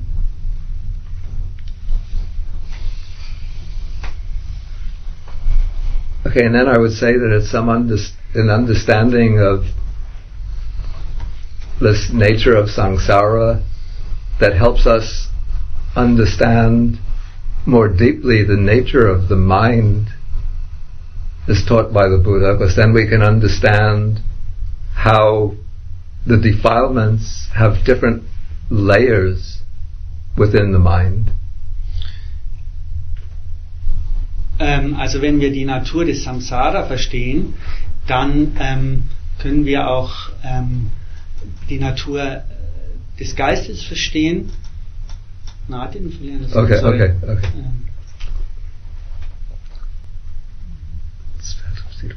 An understanding of the nature of samsara, the process of rebirth, as taught by the Buddha, helps us to understand the nature of the mind more deeply. Okay. Also wenn wir den Prozess der Wiedergeburt, wie vom Buddha gelehrt wird, nachvollziehen, dann hilft uns das auch, die Natur des Geistes tiefer zu verstehen. Because we then understand that our bondage to samsara is sustained by the deepest layer of defilements within our own mind. Dann verstehen wir, dass unsere Bindung an den Daseinskreislauf, den Samsara, bedingt ist durch die von den tiefsten Verblendungen in unserem Geist. And we then understand that in order to complete the practice of the Buddha's path, we have to follow the path to the point where wisdom eliminates the defilements at the deepest level. Und dann können wir auch verstehen, dass, wenn wir den Befreiungspfad des Buddha praktizieren wollen, wir diesen so weit verwirklichen müssen, dass er die Verblendungen auf dieser tiefsten Ebene des Geistes auswurzelt. If one doesn't have this understanding of samsara, if one is just practicing for the benefits in this present life, then one, through one's meditation, one might reach a state of blissful equanimity, and one might become satisfied with that. Wenn man nicht dieses Verstehen vom Samsara teilt, sondern nur auf dieses Leben bezogen ist, dann kann man vielleicht einen Zustand der friedvollen Gleichmuts verwirklichen, aber man bleibt dann dabei stehen. But when one understands that one is kept in bondage to samsara by what the Buddha calls the asavas, or some texts the anusayas, the flowing tendencies or the underlying dormant tendencies, then we understand that the practice of the Dhamma has to be pursued to the point that the asavas or the anusayas are completely eliminated. Ja, wenn wir also diesen Zusammenhang zwischen Daseinskreislauf und diesen unheilsamen Einflüssen, es sind die Asavas, also diesen zugrunde liegenden Tendenzen, Anusayas im Geiste, also die den Verblendungen zugrunde liegen, wenn wir den Zusammenhang verstehen, dann wird uns klar, dass wir also so weit gehen müssen, um auch von diesen zugrunde liegenden Tendenzen frei zu werden, wenn wir ganz frei werden. And I think without an acceptance of the teaching of rebirth, the nature of samsara, one won't have the motivation, the incentive for carrying the practice to that full and final stage of development. Ohne das Verstehen oder die Annahme von Wiedergeburt, meint er, hätte man nicht die Motivation in sich, um den Befreiungsweg in diesem vollen oder tiefsten Sinne zu verwirklichen. Also dass er auch die tiefsten Wurzeln der Verblendungen beseitigt. I think without that confidence or trust in that aspect of the teaching, one wouldn't even know that such a stage of attainment or development exists. Ja, ohne Vertrauen in diesen Aspekt der Lehre, also von der Wiedergeburt, käme man wohl auch nicht dahin, zu erkennen, dass es einen solchen tiefen Befreiungszustand geben kann. Weil der eben bedeutet, diese völlige Freiheit. But definitely one should practice with an understanding of these, we call these laws or nature of existence, but not in a state of disturbance or anxiety, because that will just block one from practicing successfully. Ja, also man sollte da einen Mittelweg gehen, dass man praktiziert mit einem Verstehen dieser Lehren, aber ohne ein Gefühl von Angst oder gestört sein, weil das würde die Praxis behindern. But occasionally one can use reflection on these themes as a way of strengthening one's determination and resolve for undertaking the practice. Aber man kann gelegentlich Reflexionen über diese Themen anstellen, um die eigene Entschlossenheit zu stärken, also diesen Befreiungsweg zu verwirklichen. So we have in one of the themes that's used in the monk's reflection is a reflection on what's called the 8 Sangvega Vatu, the 6 bases for Sangvega, a sense of urgency.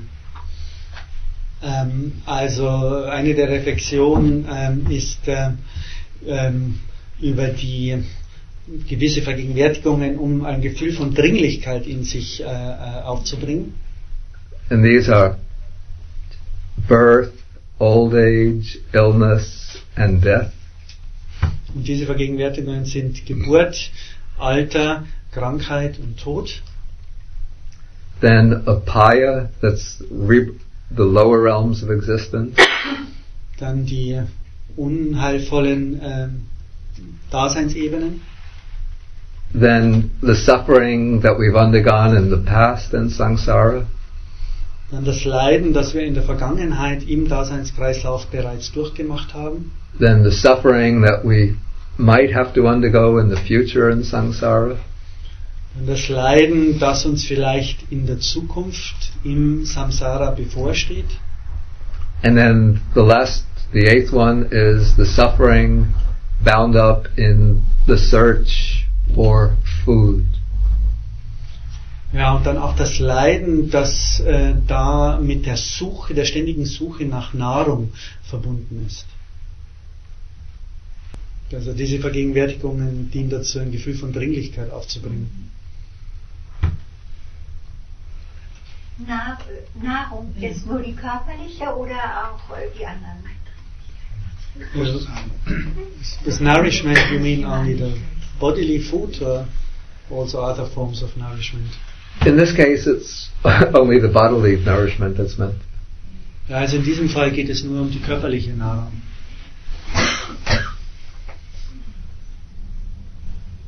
Well, I think that it's an urgent issue at the moment because I think it concerns the whole livelihood. Securing one's livelihood. Yeah. I mean, in these times where Yeah. there is so much unemployment Yeah. and insecurity for people, this is a very urgent matter. In Deutsch bitte. Ja, also es ging um Nahrung und ich habe gefragt, also das würde doch wohl den ganzen Bereich von Lebensunterhalt sichern, umfassen, der ja in der gegenwärtigen Zeit, wo viele Leute keine Arbeit haben, arbeitslos sind und die größten Probleme haben, wäre das ja eine sehr dringliche Sache. Und Also Bhikkhu Bodhi sagte, ja, ist nicht nur das Essen, sondern dieser ganze Komplex. How would you see a statement like the following by Ajahn Chah, who said, if we experience hate, we have fallen from the humanly realm into the state of hell. So in other words, an interpretation of samsara as just different levels of consciousness, and the lower realms, of course, are connected with a lot of suffering. Es gibt ja diese Interpretation vom Samsara, dass diese Daseinsebenen als reine Bewusstseinszustände verstanden werden. Und da habe ich ihn gefragt, wie er die folgende Aussage Ajahn Chahs kommentieren würde, der mal gesagt hat, wenn man Hass erfährt, ist man vom menschlichen Zustand herabgefallen und in der Hölle wiedergeboren. Aber it has fallen from the human state and been reborn in a state of hell. Während dieses Lebens. Ja, sicher. Im Zustand des Hasses ist man vom menschlichen Zustand herabgefallen und in der Hölle wiedergeboren. Und was sein Kommentar zu solchem Verständnis wäre?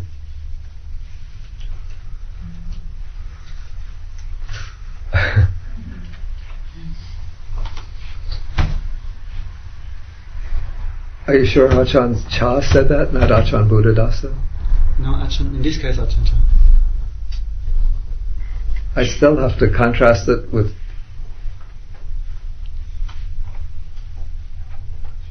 statements that I find in the text, the Pali text, which speak about kayasa bheda parang marana,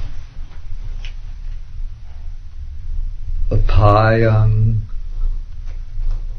vinipatang dugating, nirayang upapajati. With the breakup of the body after death, he is reborn in the plane of misery, the lower world, the bad destination. Then it can be in hell or in the animal realm or in the realm of spirits. So I mean, say Ajahn Chah or sometimes these other Ajahns, they might speak this way in the context of giving a discourse for a special purpose, But I'm sure if you corner Ajahn Chah and say, do you really mean to deny that there is a realm of hell in which people who commit acts like killing, stealing, are reborn? I'm sure he would not say, no, I don't believe in any kind of separate hell as a realm of rebirth.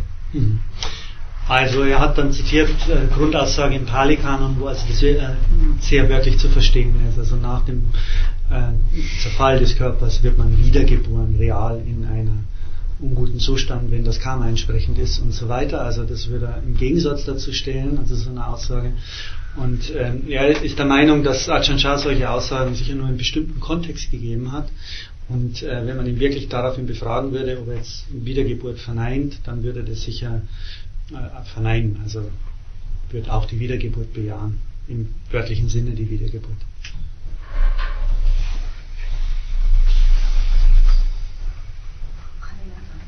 Also ich bin buddhistischer Anfänger, aber ich habe jetzt mit Wiedergeburt, weil ich habe so verstanden, wenn ich jetzt in diesem Leben jetzt so mein Geist so entwickle und so dieses Leben so von Gier und Verblendung, von Schmerz, Hass und alles so mich befreie, dann befreie mich wirklich so und diese Samsara, diese Kreislauf entrinne ich.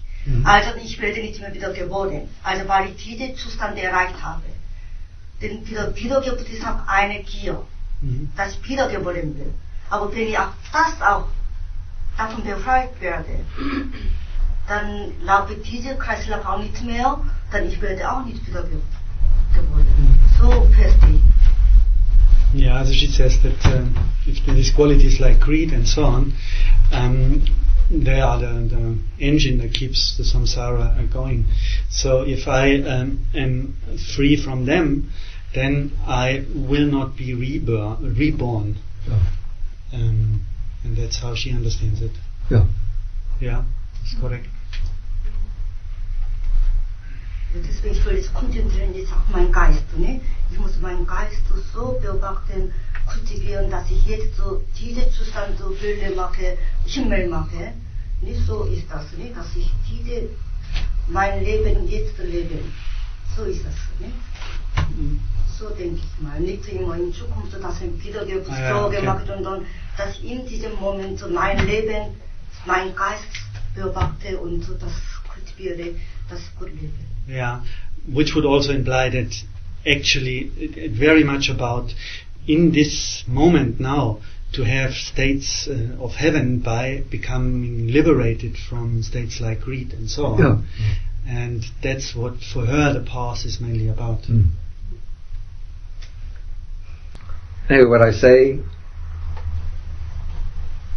if anybody has trouble accepting the idea of rebirth, other realms of existence, don't worry about it and don't struggle with it. Just put it in brackets, but don't deny it and don't fight against it, don't argue with it. Just put it in brackets and practice the aspects of Dhamma that one could see for oneself here and now. Ja, er würde also einfach vorschlagen, dass wenn jemand Probleme hat mit dem Thema Wiedergeburt, dann sollte man es einfach in Klammern setzen und sich fokussieren auf die Aspekte des Dharma, die also mit der Praxis und der Befreiung hier und jetzt zu tun haben. But also study the teachings that have come down in the canonical texts, and then that helps one to develop a broader picture of the Dhamma and to see the teachings within which the practice unfolds. Ja, aber man ermutigt auch dazu, dass man also die originalen Lehren auch studieren sollte, um den weiteren Kontext kennenzulernen, in dem diese Befreiungslehren gegeben wurden und zu verstehen, ja, welchen letztlichen Zielen die eigentlich dienen. Gibt es noch Fragen oder reicht's? Ist schon spät? Ja? Okay. Thank you very, very, very Okay. much. Ja, thank you very much. Und auch Herr Gruber, Ihnen vielen Dank, dass Sie da Ja. Danke für die Aufmerksamkeit, die lange. Herzlich bedanken bei Bhikkhu Bodhi. Herzlichen Dank. bei dir auch, Hans, für die wirklich hervorragende und fachgerechte Übersetzung, ganz wunderbar, sind wir dir sehr dankbar. Ich möchte mich auch beim Lehrlingkreis bedanken dafür, dass Sie es überhaupt ermöglicht haben, dass Bhikkhu Bodhi heute Abend hier ist, dass Sie ihn zu uns ins Haus gebracht haben. Also herzlichen Dank an Sie alle. Und kommen Sie gut nach Hause. Danke. Nur wollen wir noch einige Minuten Ruhe haben, um den Übergang von hier nach draußen zu schaffen. Some minutes silence.